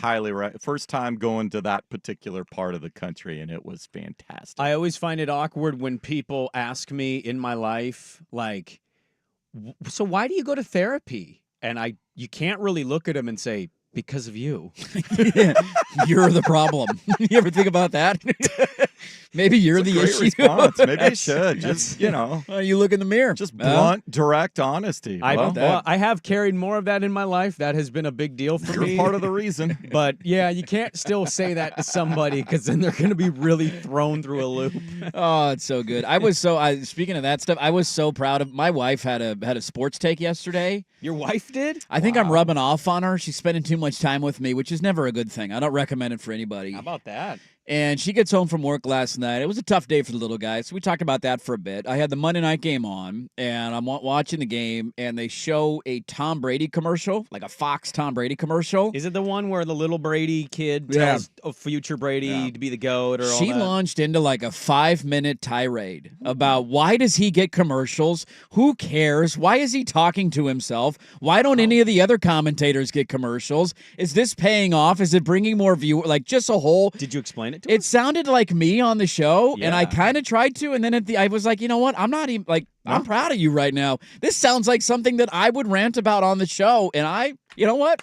Well done. Wow. Well done. The pettiness is strong in you, too. Thanks for joining in the party. I appreciate that. That was the weirdest lovemaking of your life last night, It was very strange. Anti-Tom Brady lovemaking. Slightly thinking about Tom Brady because he's a very attractive man, but I'm all confused, and she's got a great sports take. I was very proud last night. I know. I can't one-up that. All I'll say is I was surprised my wife was actually taken aback and disgusted by the Lynx coach going to the podium after losing the title and basically saying we were robbed. She was upset about that. Did she watch? Did you see the foul call? Oh, yeah. We watched the game. Watched the game, yeah. And then she saw the presser, and she had said, would you have said this? And I said, well, I've never been a high-level coach, and I've never lost a championship in that fashion. I'd been pretty pissed. I still think we need your post-game pressers for girls basketball. Well, it's 7th, 8th grade combo this year. This is a big deal. We're taking another step. Yeah, the competition ramps up. We need a little podium for you, a little microphone. We got to hook this up for the show. You know how NIL now, you can start to kind of criticize these players. You can. Yeah, they're making money now. They're not little kids anymore. Maybe if you didn't dribble off your foot, Sally! They're 7th, 8th grade. I think we're getting to an age where I could start calling this stuff out on the air. I think that's old enough. I think you need to share some of the pirate quotes with them. Oh, man. Sit over there with your fat little boyfriend under a lemonade tree. Under a shade tree, having a fish sandwich and lemonade. So good. I don't think they're ready for that yet. Oh, wives sports takes. Our poor wives, they put up with us. But also you've gotten her into giving sports takes. I did. It was out of nowhere. I was sitting there minding my own business, watching one game on the TV, one game on the phone, and just out of left field completely. What's the deal with? And I was like, yes, where's this going? He's gotten better. He has. I watched. That was the first time I watched. It was a whole Brady game this weekend. Weeks, he's gotten better. He's also also gotten comfortable. Well, he's gotten the timing down. He used to kind of rant too long. That's the biggest thing is if you haven't been in there and done that, and like we said, his first game, everybody's freaking out. And I was like, he looked like a guy who was concentrating on not screwing it up. The timing is the biggest thing, especially in the analyst position, because you have to wait for the play-by-play guy to finish up. You got to get all the relevant stuff you think, giving your take and analysis. You got to wait if there's an instant replay to coordinate it with it, and you have to get out in time so he can set up the next play. Yeah. And it's one of those things you have to do in order to understand it and get comfortable with it. I do think he's limited with the lack of time he's given with the team. I think that hurts him a little bit. I agree with that. Like, I felt like he was a little repetitive about Kansas City and their efficiency. It was just kind of the same thing over and over again. And Fair point. Part of that is just the byproduct of he can't sit down with teams, and that just is a whole nother thing for me. But I didn't come away from that game thinking, oh, this guy sucks. I would still take Greg Olsen over him. Well, I got Olsen. I actually was kind of happy with how it worked out because what game are they on? Minnesota, yeah, Detroit. That's right. Minnesota, I got Olsen on the better game. Without a doubt, that was the better game. That was a this better weekend. game. Didn't seem like it at the start, but it definitely ended up being the better game. Hey, did you know that my team's ranked number 1 in the country? I'd heard that. Yeah. Did you know that? Yeah. It's kind of cool. Somebody asked Lanning about it last night. You guys were ranked number 1 in the AP and the coaches polls. What does it mean for you as a leader of this program to bring it back to number 1 for the first time since 2012? Who cares? Who cares? Doesn't that fire you up? The most Lanning answer of all time. Yeah, that's right, Coach. That's right.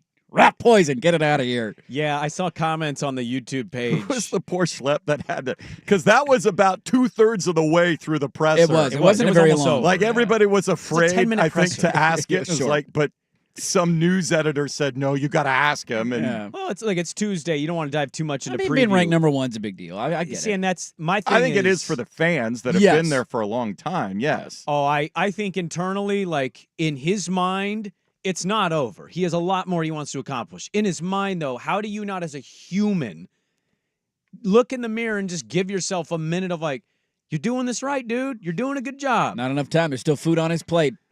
Yes, He's still eating. I loved it. Still food on his plate, The man. comments You in don't the stop YouTube- eating halfway through a meal. Huh? What, are you leaving the rest of that food on Going there? back for seconds. Cleaning that plate. The YouTube comments, we have the worst local media asking the questions. I'm like, the question would be asked to any Tampa coach. does. That wasn't bad. That wasn't that bad. Lanning did continue. We'll get to that coming up next. A couple other college football notes as well, including one coach and a number that won't surprise you, but is still eye-opening nonetheless.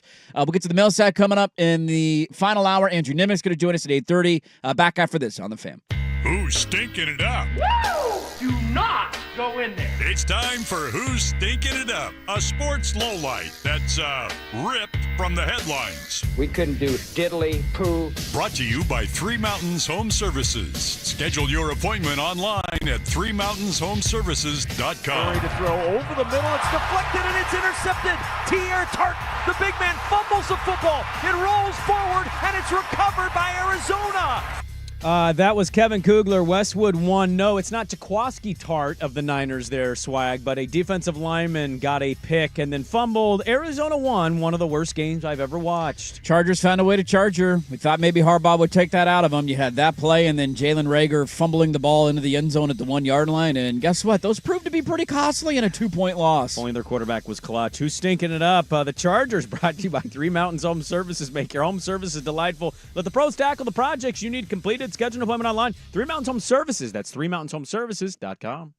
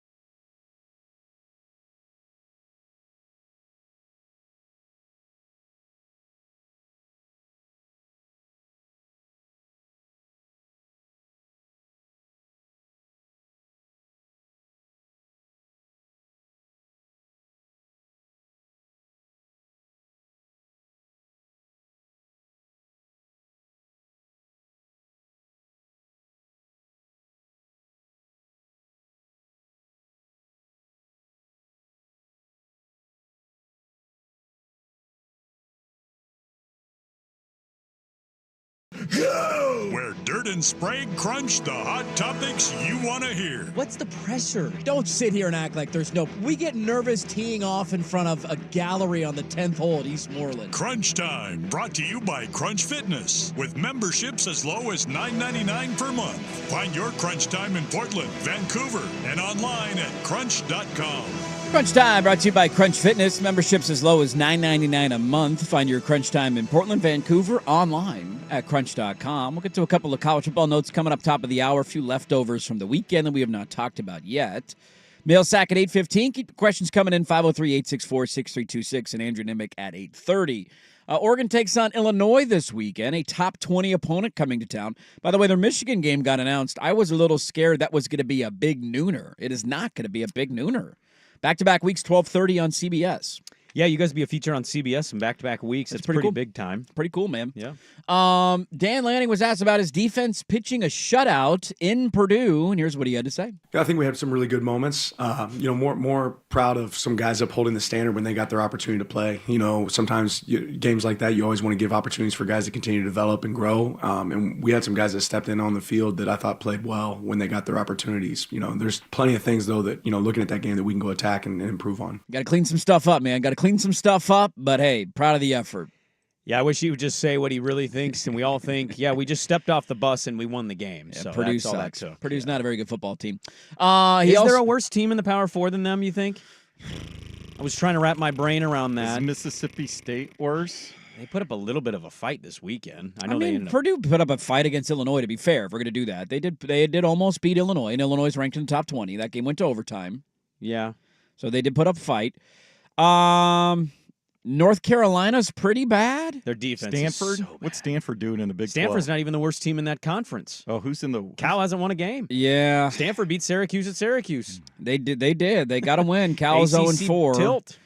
Yeah, Oklahoma State's bad, but they're more feisty than Purdue. They would smoke Purdue, I think. I'm trying to... Yeah. Purdue's really bad. Have UCLA and Purdue play each other? Rutgers this weekend. Yeah, that's true. At Rutgers, that was a shock. We do not get a UCLA Purdue game this year, unfortunately. Oh, could you imagine if we did? Because that would be the other one that I would look at and say they're pretty bad. In the SEC, let's see, Mississippi State. I think it's Mississippi State if you're going to SEC. Yeah, right? They have to be it.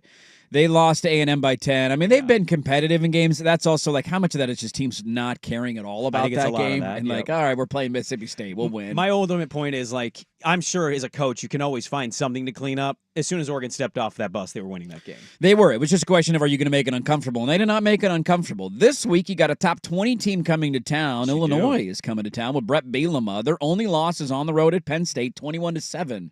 Was the score of that game. They squeaked out a win on a Friday night against Nebraska. They squeaked out a win against Purdue in overtime, and then they beat Michigan this past weekend 21-7. I'm glad that we can finally get done pretending that Michigan's a top 25 team and they should not show up in the poll the rest of the year. Well, that Penn State game you said, I kind of remember watching that. Well, it was a night game, I want to say, and it was closer. It was a little competitive. Closer than that score indicates. It was 7-7 at the half. Yeah. It was 14-7 at the end of the third quarter, and then they tacked on a late touchdown to make it 21-7. I want to say Illinois flubbed on special teams in a field goal setting. I'll go back and look to make sure, but that was a really tight game. Drew Aller was less than impressive in that game, only 135 passing yards. He didn't throw a pick, but no touchdowns. All their touchdowns came on the ground.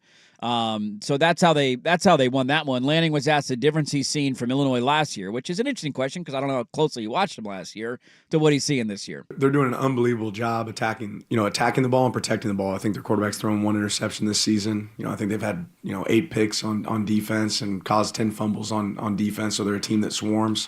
When you can win the turnover margin, you're going to have a lot of success. They've outrushed several of their opponents when you can, win the physical battle up front as far as being able to move the ball. They're really sound in special teams, do a really good job in special teams, have dynamic returners. So I think all those things, they're playing really complementary football, and their quarterback's athletic.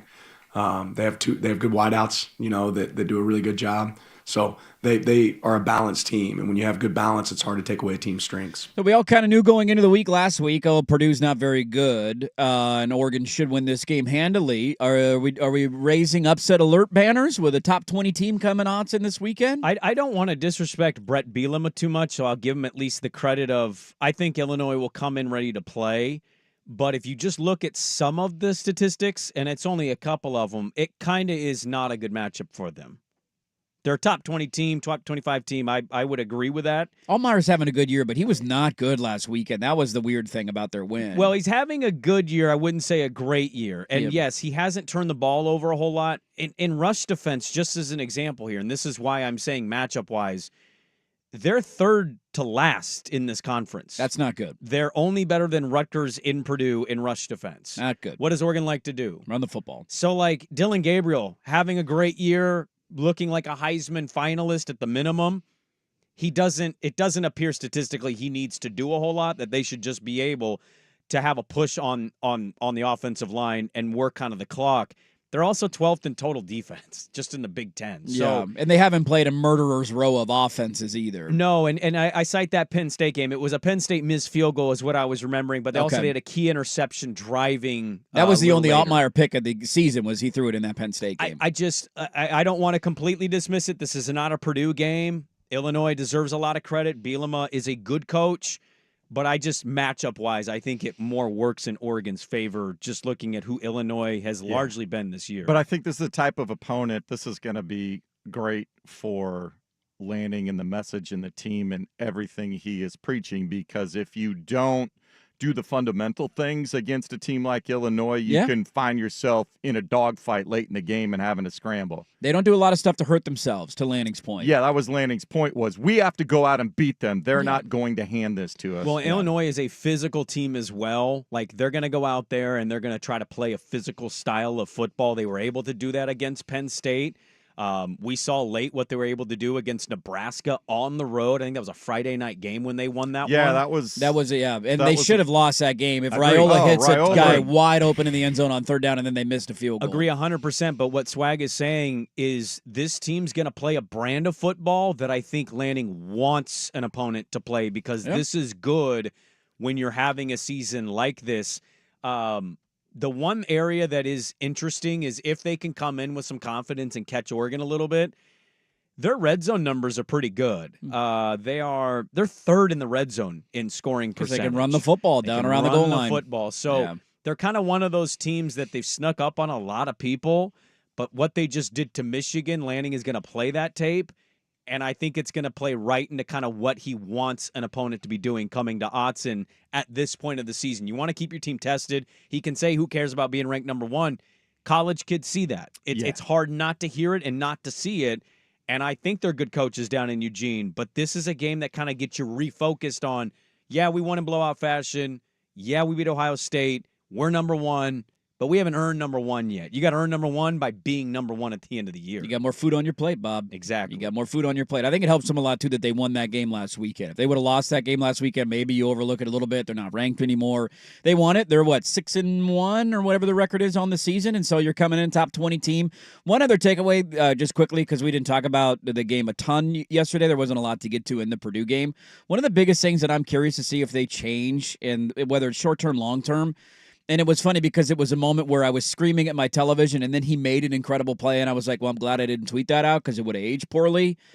Noah Whittington is a bit of a problem as your number 2 running back right now. Now, he made an incredible catch in the end zone. All credit to him on that play. He just doesn't have a burst. He doesn't have the explosiveness he used to have.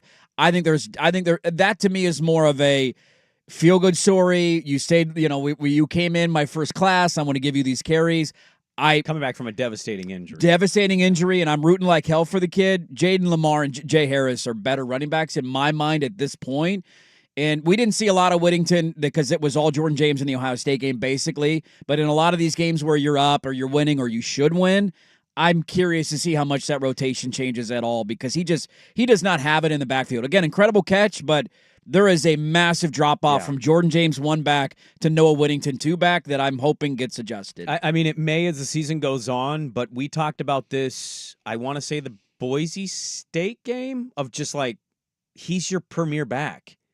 They were doing things in the Idaho game, and look, it's Idaho, but they were doing things the first couple of weeks where it felt like they were trying to like do almost the split carry thing, and I'm like, no, I'm watching Jordan James. Yeah, that is one of the premier backs in the country. Stop doing that. And they largely have.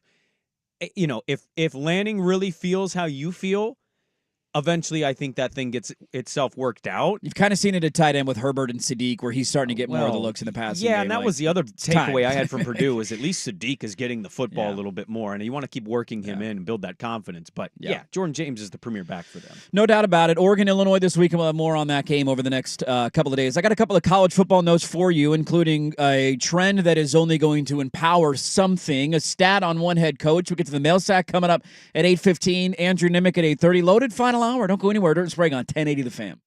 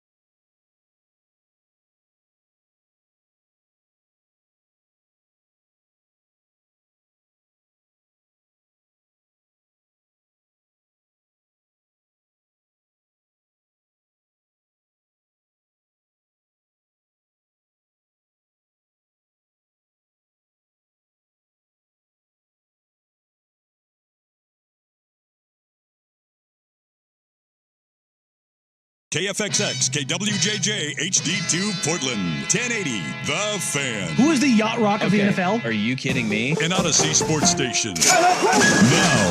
Now, from the Fan Sports Desk, a Sports Center update on 1080 The Fan. If you've been arrested for DUI, you need a team of attorneys you can put your trust in. Call Reynolds Defense Firm today online at reynoldsdefensefirm.com. First on The Fan.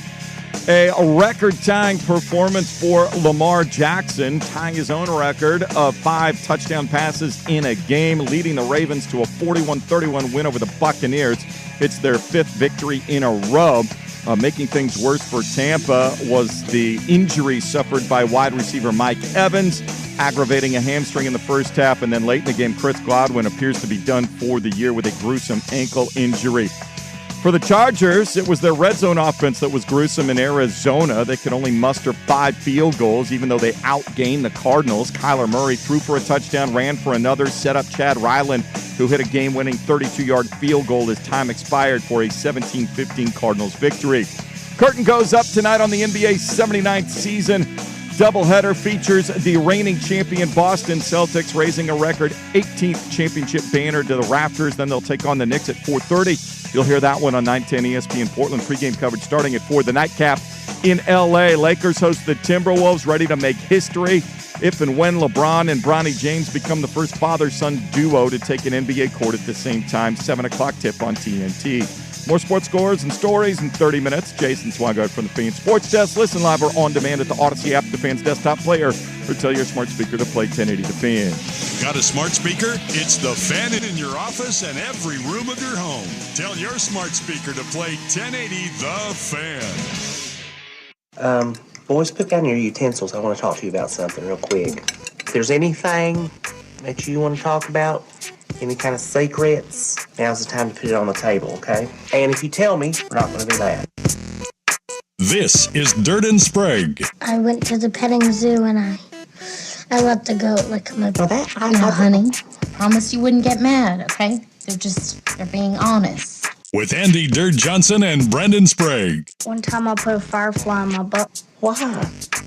To make my farts glow. Dirt and Sprague on 1080. I touched myself to Drew Carey on The Price is Right. God. Okay, that's enough. Stop, please. The Fan. Let's do this final hour. Dirt and Sprague here on Portland Sports Leader 1080 The Fan, 99.5 HD2, the Odyssey app, live on YouTube. Happy NBA season tip-off day to everybody out there, all my hoop heads out there. Fired up watch hoops tonight. I was a little disillusioned with my brother-in-law, who is a big Rip City fan, and says, "I don't want to tank. Let the chips fall where they may." Doesn't want to tank. Wants to win. Wants to win. Push for a playoff spot. He basically likes every player on this team except Scoot. Oh God. What are we doing? I don't know if I'm going to go tomorrow. I might be aiming more for the Friday night game. Friday makes a little more sense. I got Zion and the Pellies in town. I hear Zion's skinny now. He's more in shape. Okay. Is he still diddling porn stars? Is that still his off-season routine? I don't know. Is that how he lost his weight? Still hawking loogies? What? And spit on that thing. I might be the guy who's like hiding because I'm booing the CJ return. The most overrated era in Blazer history. Yeah, be careful. I mean, one player deserved it. The other one dragged us down. Blazer maniacs might go crazy on you. That sums up the entire problem with this city, but, I digress. They're back tomorrow, and I can't wait to talk about them. The NBA is back tonight. I want to start the final hour. By the way, Millsack coming up. Keep your questions coming in. It's spicy today. Somebody just texted in about a 3-paragraph one. I don't know if I disagree with him either. We're going to go through it. Don't you worry. We'll go through it. And Andrew Nimick at the bottom of the hour. I'm going to give you a couple of college football notes quickly. Washington is on the road at Indiana this weekend. College game day is going to be there. The game is on the Big Ten Network, so it's kind of a weird, not on TV We're game. Here, but we can't show you this. It's a big deal, but not a big deal kind of thing, because Indiana is having a great season despite my anger towards them. Curtis Rourke, who is their starting quarterback, he officially had thumb surgery. And they're hoping that he's back for their game against Michigan State on November 2nd, but he is likely not going to play this weekend. I would gamble he's not going to play. Yeah, after thumb surgery, probably not going to happen. It's a big spot for the Huskies. They're capable of winning this game. They're capable of winning any game, I would argue. But can they get out of their own way? They've had road woes and traveling multiple time zones over. This is not going to be easy. Yes, it's not on the big nooner. It's not the game day, featured game of the day. But the atmosphere is probably going to be electric and through the roof. Cignetti is a great story. I think maybe they're the story of college football so far. And although you hate them, I think it'd be kind of cool. I just, they got Ohio State looming the next week. So if they win this one, undefeated going into Ohio State, they win with their backup quarterback. It's a little bit of a look-ahead spot for sure with Ohio State looming, but Cignetti continues to do the whole Google me, I win, and his team responds. I thought they were on upset alert this weekend to win 56-7. Bloodbath.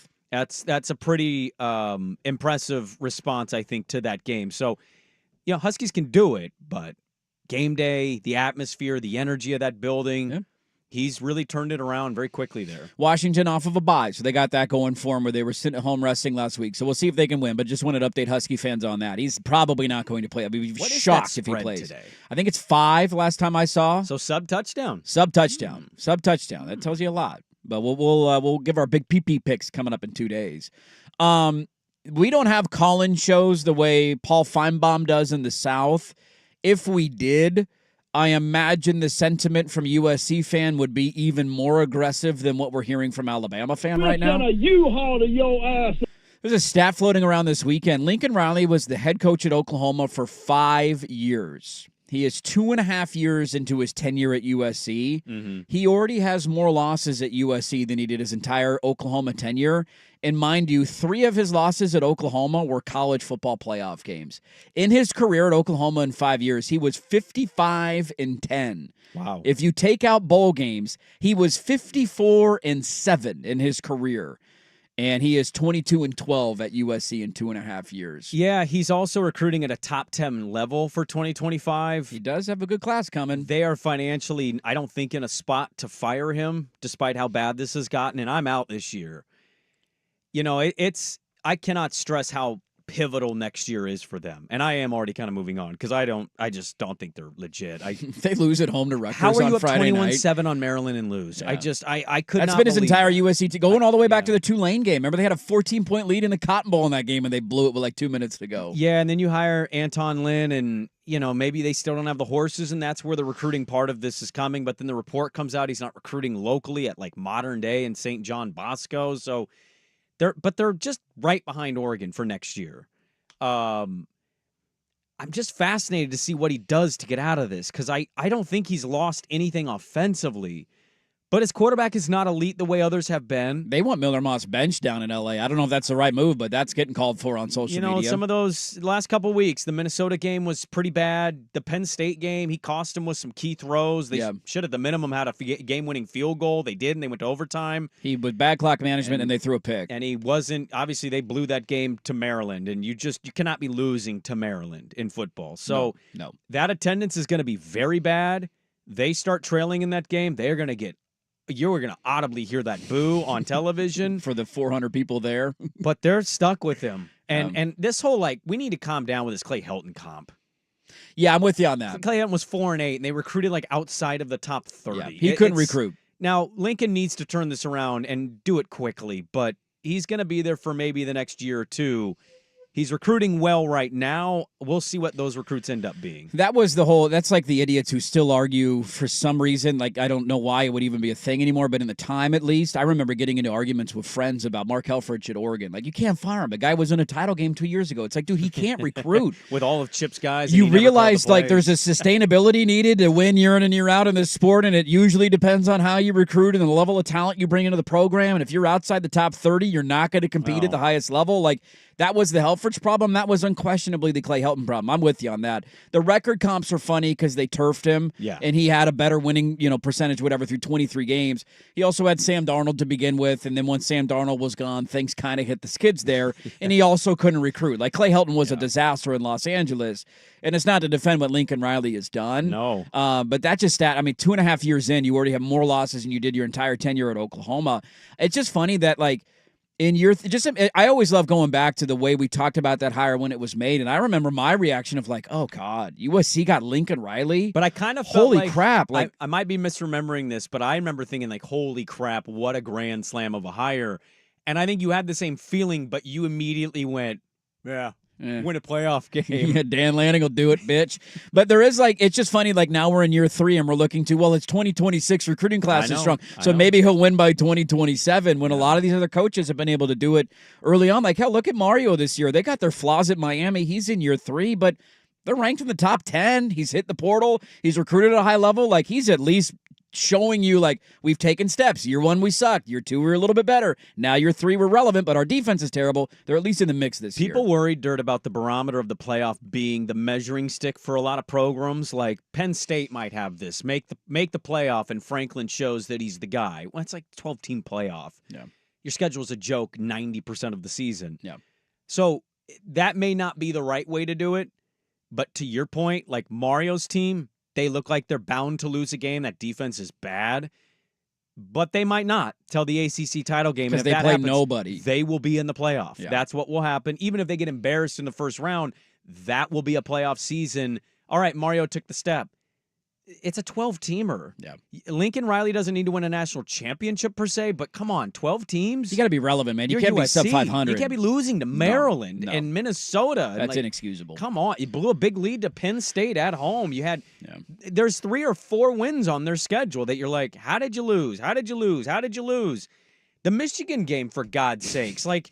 You knew all they were going to do was run, and you stopped it, and then you still allowed a 60-yard sprint for them to get the go-ahead score. So he's got to fix this. This isn't pointing to the recruiting and saying, well, in 2 years we'll see it. No, they're recruiting well, but he needs to start caring about the front. Yeah. Those defense and offensive fronts need to matter. And I don't know who in LA needs to get it through his thick skull.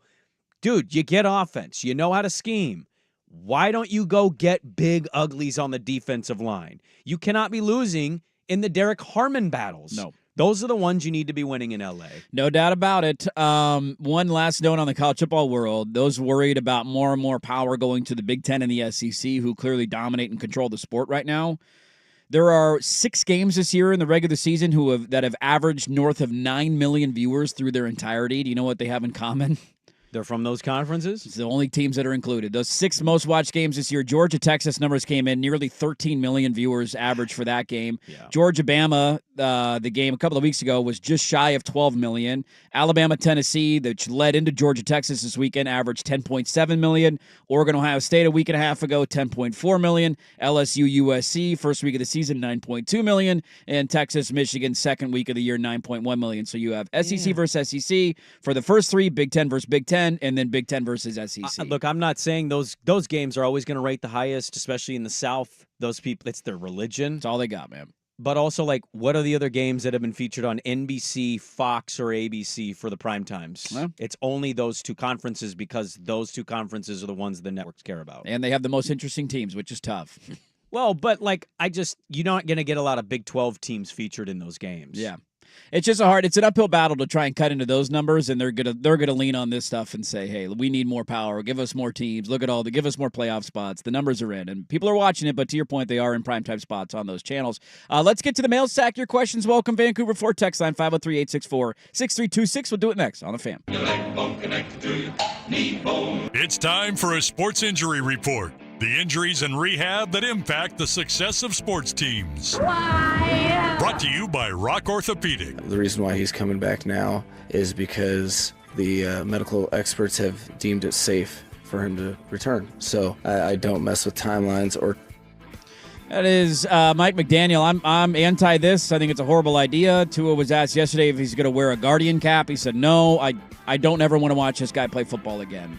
Yeah, unfortunately he is. And you're just going to have to deal with it because Miami... How long until it happens again? I don't know. Over under 2 weeks? What was the or there? Why did the or get... I don't know. Yeah, we had a random or in there. Yeah, I hope it doesn't happen, but man, it is painful to watch. Sports Injury Report presented by Rock Orthopedic, board-certified specialists who diagnose and treat the widest range of orthopedic cases with care and expertise. Schedule an appointment with Dr. Sam Cheeseman. Visit rocpdx.com. Oregon Ducks football is on.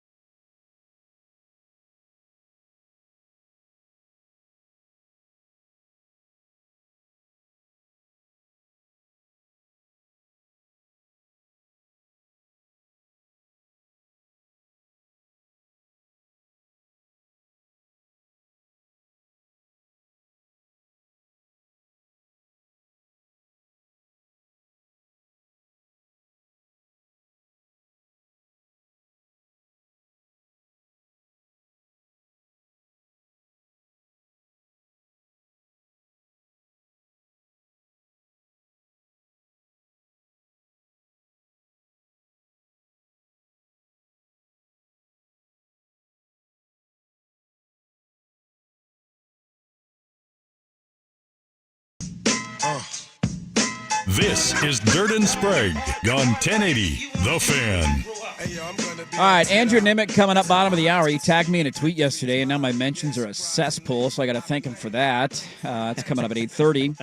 He does like to tag people on Twitter. He'll tag you, and then all of a sudden I'm getting people tweeting me things about Phil Knight buying, like, all right, what are we doing here? Millsack, in what way have you most yourself become your parents over the last year? Any obsessive Weather Channel watching or sweet Costco pants that you found?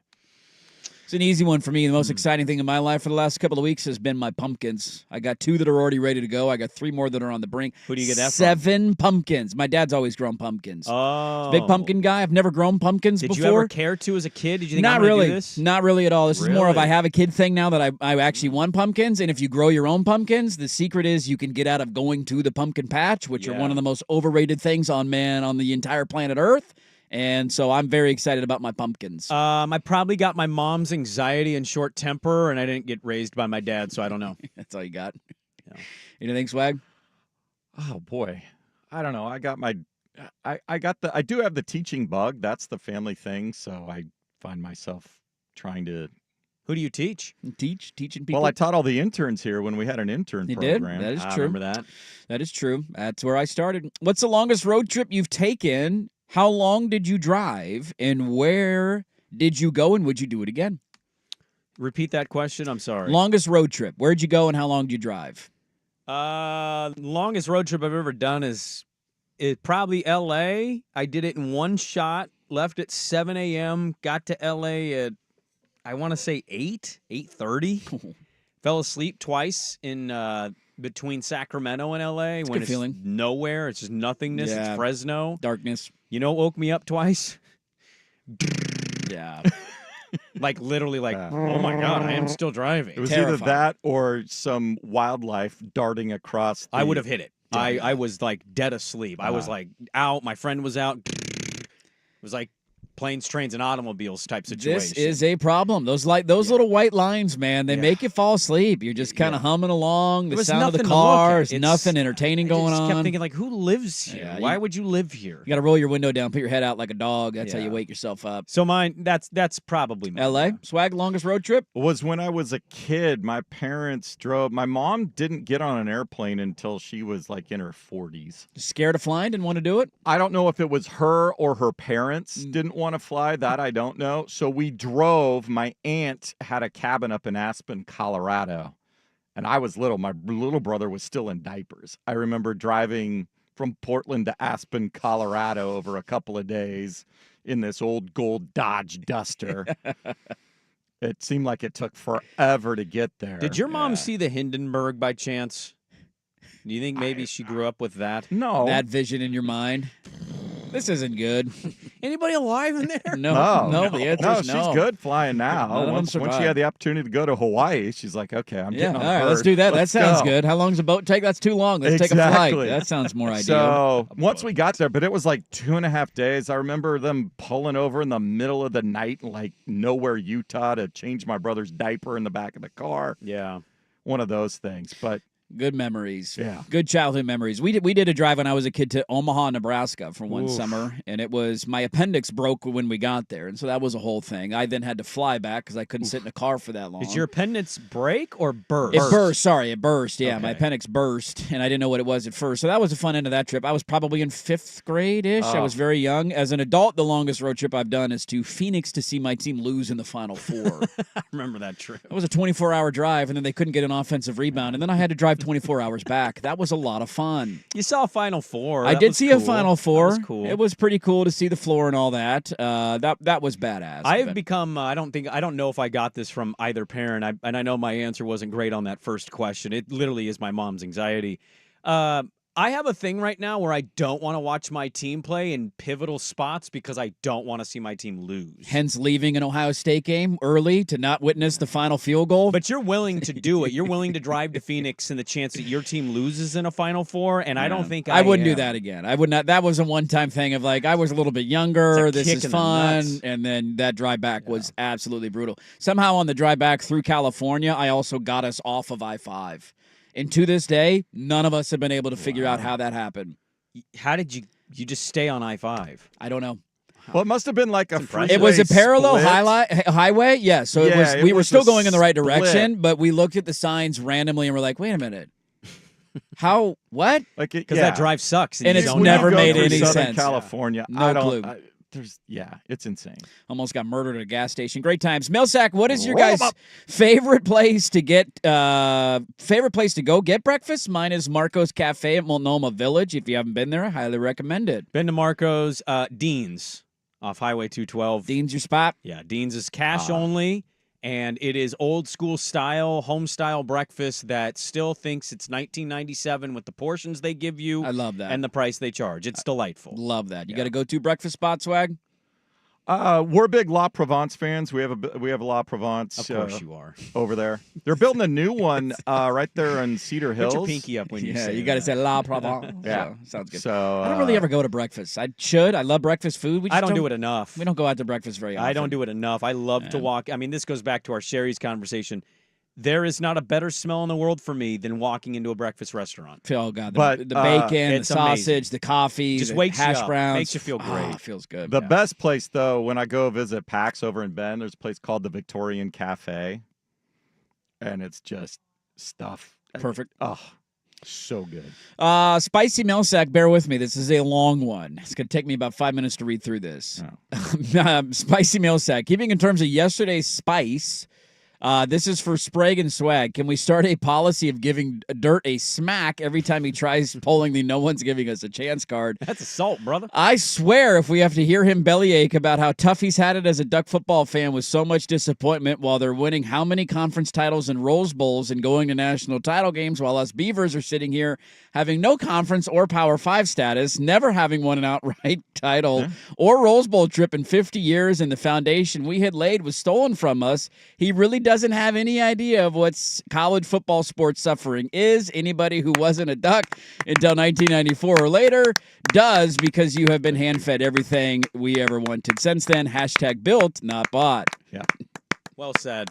Well Excellent. done. Spoken like somebody who's never experienced losing a national championship game. It's incredibly It painful. must be tough to be in a national championship game. I'd never know. I was told, though, that Oregon's never won anything. That's what people always say. Well, Oregon's never won. technically they haven't won a national championship Cross yet. country titles, maybe. See, this is my Track point. and field. Never won Track and anything that field. mattered. So why Tall does that? furs, baby. So why does this count? That's the first NCAA men's basketball. It's told we don't win anything. I was thinking yesterday. I can understand how that Beaver fan For feels. Dirt moratorium, basically. Well, he does have from time to time. I don't think he means it. I would actually say this, despite what the text police may say. I feel like I have been incredibly supportive of the Oregon State suffrage movement over the last year. I genuinely do believe that. I do not There's punch still down. a big brother pat us on the head tinge of conceitedness. What do you about want? it. You want me to just make fun of you? Is that what you want? No. Can't beat Nevada? Welcome to your new reality? Is that what you want? Well, I think most of the time you're pretty fair. What I would say, though, is, and I don't think you intend this, it's much like my tone with my wife sometimes. I say something and she hears it.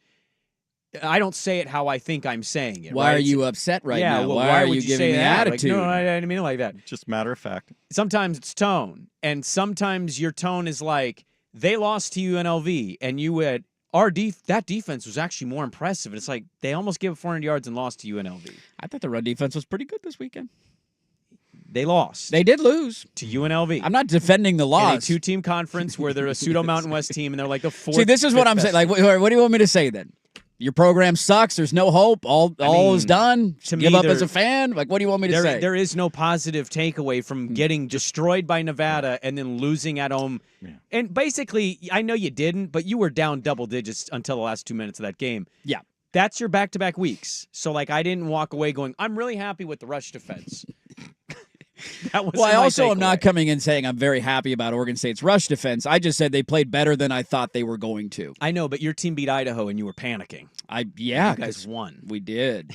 You asked me after the Boise State game how I feel about Dan Lanning, and has my opinion changed at all? I did. That was 5 weeks ago. I did, yeah. Look, I feel like I am incredibly supportive of Oregon State and what they've been through. There's a lot of Duck fans who take shots at everything that they've gone through. I have never done that, so sure, maybe I'm patronizing from time to time. I also wholeheartedly believe everything that's happened to that program is horse ass, and they don't deserve any of it. And the fact that Cal and Stanford is in a Power 5 spot and you're not, is laughable because those programs are not Power 5 conference teams, and they shouldn't be Power 5 conference teams over Oregon State and Washington State. So, yes, I understand my pain and suffering is not to the level of what you have gone through. It's also incredibly painful to lose a national championship when a guy is down at the 50-yard line. Twice. One where you think you're going to blow the opponent out. The second one was really painful to go through that. Really painful. Cardell Jones. I thought you guys had it. Mel Sack, if the Yankees win, does Swag become a Yankee fan next year? No. Okay, just checking. Mel Sack question. You've abandoned your hockey team, your NFL team. What do you mean, what the hell? You have abandoned 2 of your fandoms. In like the last 4 years. That has happened. What do you mean, what the hell? We make fun of Patrick Harris on this show, and you have done it twice. You've done it twice. You also said your team was going to lose to the Padres, and you did. You said we're done. Gems. I'm stunned. Now they're in the World Series. I'm amazingly You're amazing. stunned. Your billion-dollar roster. How did Shohei Ohtani get him over the top? I can't believe it. I'm shocked. They're the got best through the player in the doubters. sport. Can How you did they do believe it? What? It's crazy. $700 million deferred until the guy's dead. How did they do it? Last one. Mail sack question to give you guys some time to think. What was your worst sports take you've ever had on the show? One that aged horrifically. Too many to count. I can't. I don't even know where to begin with that. I would say my worst takes. Squat 300 pounds. I would say like non-sports takes are my worst.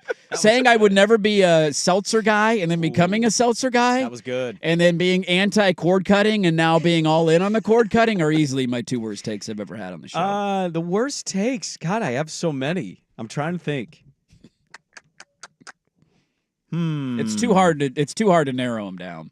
Yeah, maybe the Robert Covington trade. Yeah, that was good. Yeah, 2 we like that first-round one. picks for Robert. I see it. I know it. I get it. 40% three-point shooter, man. 3-and-D. I think I said John Ross was going to be a stud for because he ran the 4.1. Bengals. Yeah, he was fast. He was fast at the combine. He was going to be the guy. Oh, there you go. I have a lot of the misses in that regard too. The players. Oh, that's the beauty of the draft. We all have no clue what we're talking about, but we give our takes anyways, man. The best about football is the football people don't either. No, not even the GMs do. They spend all that time scouting. At least my excuse is I don't watch all the tape. Spicy. It was a spicy mail sack today. Thanks for bringing it. Let's get to Andrew Nimick. That's next. First Year Swag with Sports Center. Now, from the Fan Sports Desk, a Sports Center update on 1080 The Fan. First on the Fan, Lamar Jackson looking like an MVP front runner, tying his franchise record with 5 touchdown passes in a game, leading the Ravens to a 41-31 win over the Buccaneers. It's their 5th straight victory. The night got worse for Tampa. They lost wide receiver Mike Evans after he aggravated his hamstring injury in the first half, and late in the game, Chris Godwin had to be carted off the field with a gruesome ankle injury. Chargers red zone offense also gruesome. They mustered 5 field goals despite outgaining the Cardinals. Kyler Murray threw for a touchdown, ran for another, and Chad Ryland hit the game-winning 32-yard field goal as time expired, giving Arizona a 17-15 win. NBA's 79th season begins tonight with a doubleheader. First up in Boston, the Celtics will raise a record 18th championship banner, then take on their rival, the New York Knicks. 4:30 tip on 910 ESPN Portland. Our pregame coverage will start at 4. The nightcap is in Hollywood. Lakers will host the Timberwolves, ready for some history if and when LeBron and Bronny James share the court for the first time. 7 o'clock tip on TNT. More sports scores and stories in 30 minutes. Jason Swigard from the Fan Sports Desk. Listen live or on demand at the Odyssey app, the Fan's desktop player, or tell your smart speaker to play 1080 The Fan. Jump back to earlier parts of your favorite fan shows on the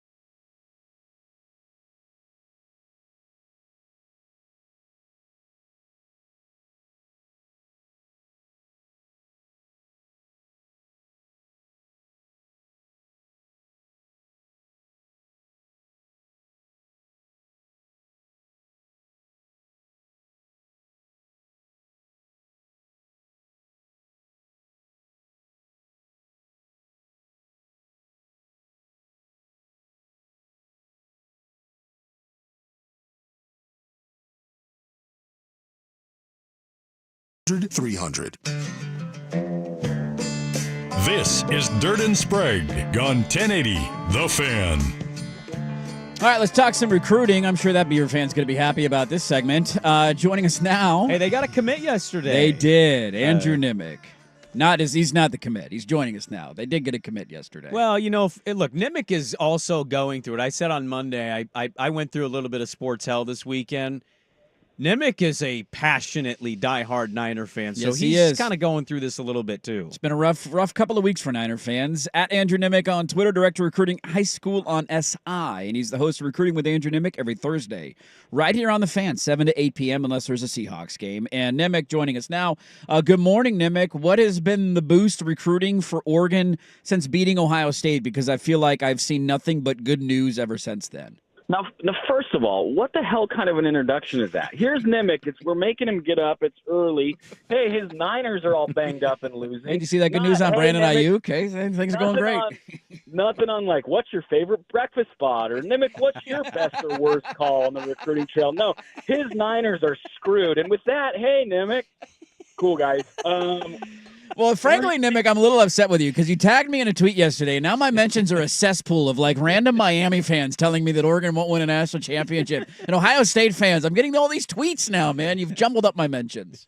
Oh, did you get a small taste of my entire life? It seems like it's fun day in and day out. Oh, kill me. Or things are going swimmingly for the Ducks since their win over Ohio State. On the field, off the field, things are going very, very well. They are obviously number one in the polls. They also are number one early in 2026, in the 2026 recruiting cycle. And I don't think people realize how big a deal that is. I know it's very, very early, and that's important. Also, just generally speaking, the West Coast is almost always way behind the SEC, the ACC, and the Big Ten in terms of a look ahead to the year before. It's often the case that you will have 4, 5, 6 SEC programs with double-digit commitments before the first Pac-12, old school Pac-12 program has even 5, any of them. So they often are close to done. You'll have Georgia with 15, 16 commitments the year before, and the top program in the entire old Pac-12 footprint still has 3 or 4. So for Oregon to be that far ahead of the curve is also that far ahead of where the West Coast traditionally is in recruiting. They have the number one class in 2026. They are the current leader for Jared Curtis, who just decommitted from Georgia. He's the number one quarterback in the class of 2026. And Steve Wiltfong of On3 just put in a prediction that they'll land Zion Ely, the number one edge rusher in the nation and the number one overall prospect in the nation in 2026. So they're number one in 2026. And they're the leader for number 1 and number 3 overall, still to come potentially in just the next few weeks. So things are going very, very well in Eugene. So to kind of play off of what we talked about earlier that you were referencing, what for Andrew Nimick is the number one go-to meal at a breakfast restaurant? And, like, who would Dan Lanning be if he was a breakfast meal? Dan Lanning is kind of the bacon and the coffee right now, right? I mean, he's the thing that kickstarts you, and then he's the go-to treat for Oregon fan, I think, right now. That dude's doing a little of everything.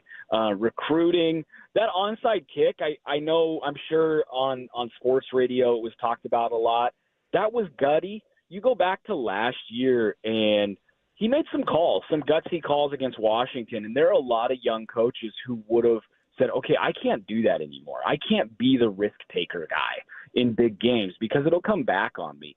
That onside kick was a sign that he just is who he is. He believes in what he's doing.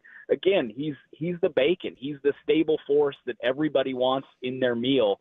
I imagine Alabama fans really, really wish they got the coach that was 0-2 last year in the matchup between Oregon and Washington rather than the coach that was 2-0. See, in my head, I think bacon and coffee is a good one. I'm going to pull question up. Is Dan Lanning the bacon and coffee of college football? I kind of had him pegged more as like a chicken fried steak thing. Like, that's kind of how I view Dan Lanning in my head. Man, that's an option that is good and savory. but you're going to get a whole lot of folks. I imagine, especially in the Portland area where we do a lot of like smoothies and stuff, there are folks who are just so out on a chicken fried steak. Really? I think you're either in or out on chicken fried steak. That's another good poll I think question. I think Nimick's right on that. Are you in or are you out on chicken fried steak as a breakfast option? I guess I'm surprised by that. I love some chicken It's like the fried presidential steak. candidates. You know how you feel. It's one way or the other. I'm There's undecided. no middle ground here. There are no undecided chicken fried steak voters. It's one way or the other. I like chicken fried steak. Don't get me wrong, but I'll never get a chicken fried steak for breakfast ever. Really? I just feel like I'm 38 now, man. I feel like crap all day if I eat fried food to start my day. I'm lucky if I can have 2 pieces of bacon and not feel just awful for the whole day. So you're a granola guy.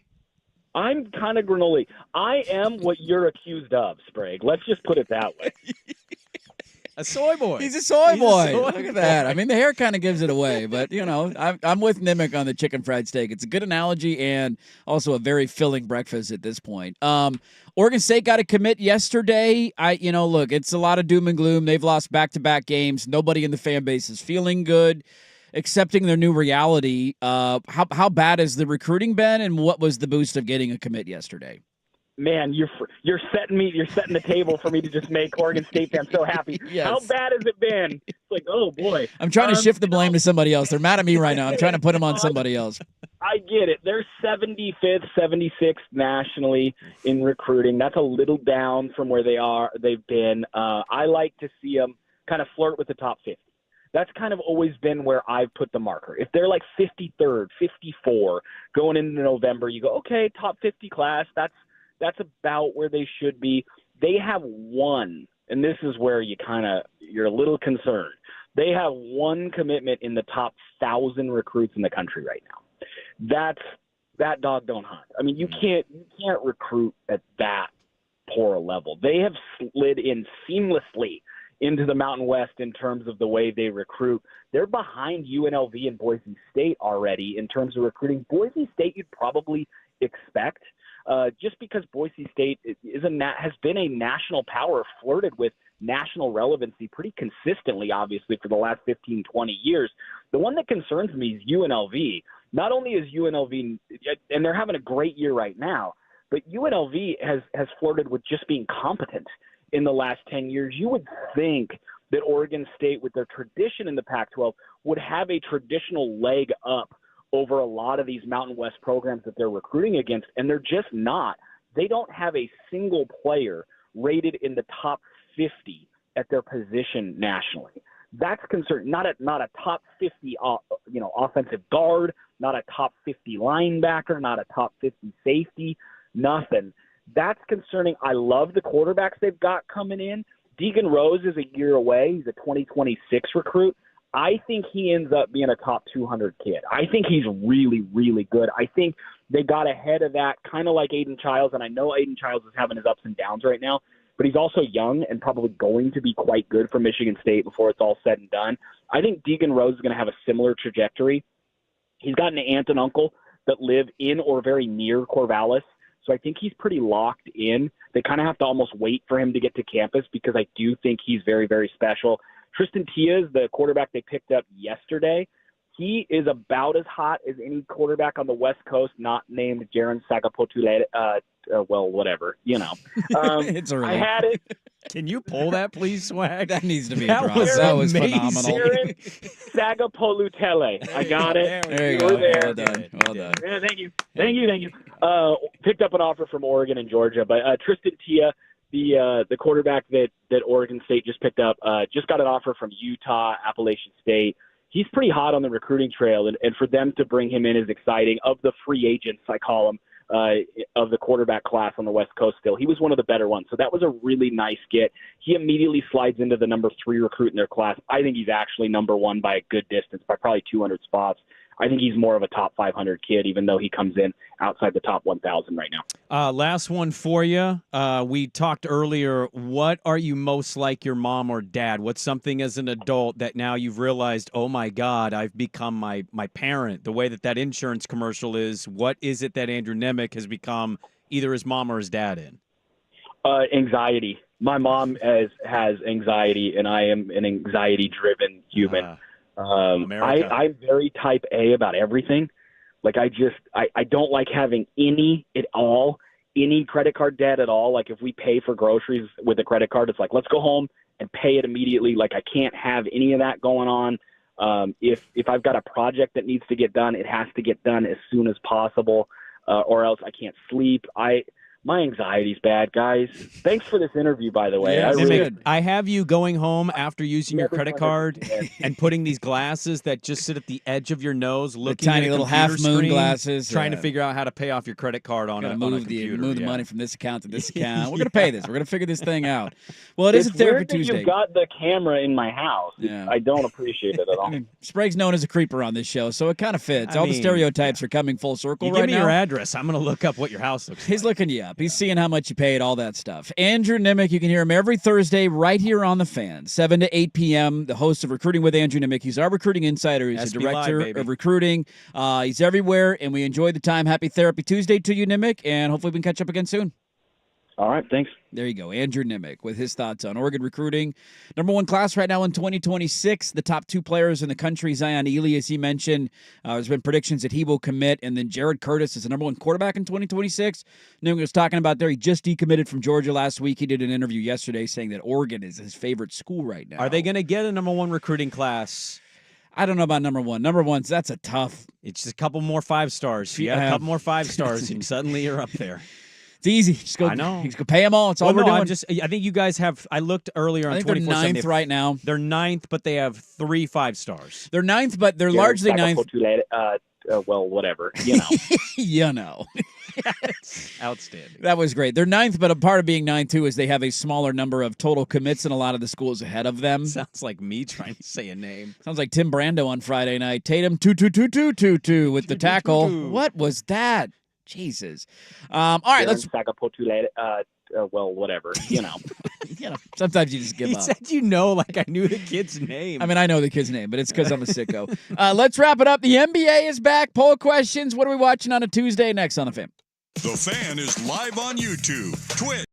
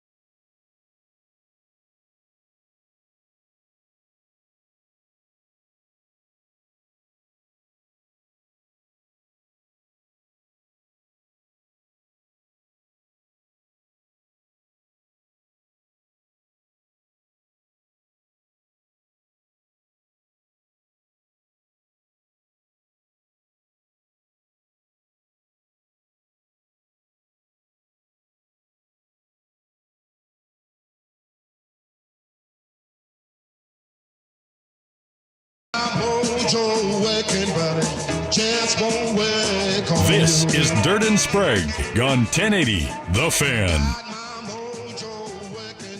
Well, if it makes you feel any better if you're a bad gambler, at least this headline's out there. Let's boost your spirits a little bit. Bronny James is garnering betting action to be a Rookie of the Year this year in the NBA. This I don't This understand. isn't real. Stop. I mean, it is. People are actually betting. BetOnline.ag. No, it's an actual. Yeah, okay. People are actually. Good betting luck on to it. them.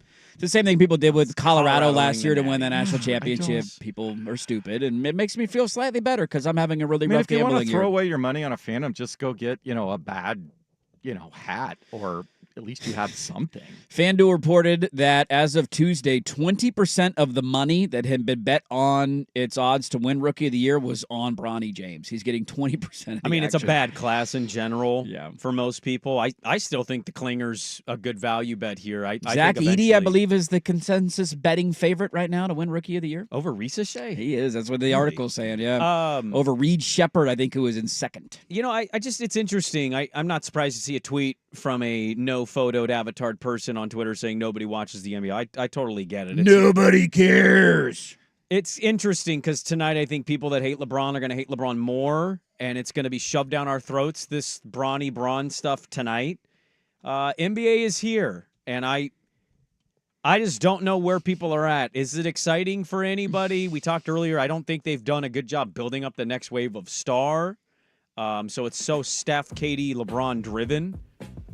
New York is interesting. They made a big move. Boston's the defending champions. I think both games are pretty interesting tonight. New York, what they could do with Cat taking on the Celtics, who I desperately don't want to see win another championship. Me either. And then Ant Edwards, you know how I feel about him. He's maybe my favorite player in the league. And I know people hate LeBron James.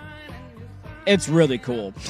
I think it's gonna like be a him cool playing with his spectacle, kids now as a father, looking at that's awesome that he gets to play. I don't care if it's nepotism. Jody Allen owns the damn Blazers because her brother was rich, and we're gonna bitch about nepotism. This is inexcusable nepotism. Get the hell out of here. She's allowed to own a sports franchise that she has no business owning. I think it's awesome. So I'm excited for the NBA tonight. Will I watch the entirety of both games? No, but I'll have it on, be watching, flipping back and forth, and I'm curious to see how it fascinated goes. by the Knicks. I am too, man. Fascinated. I am too. I might gamble on them tonight. Really? Why not? Banner night. I mean, I suck at gambling, so fade me, but, what the I hell? didn't know chicken fried steak was so polarizing, by the way. It's a very polarizing thing. It's like a filling split meal. down the middle poll question. That will do it for us, folks. The NBA is back. I'm happy for all my NBA bros out there. Good little show. If you missed it, go check the podcast, 1080thefan.com, at Dirt and Sprague and at 1080thefan. Thanks for watching on YouTube, everybody. Like the video. Subscribe to the channel if you haven't done so yet, because there's awesome content there day in and day out. Thanks for being a part of our Tuesday. We will talk to you tomorrow at 6 a.m. Colin is next for listening to 1080 The Fan.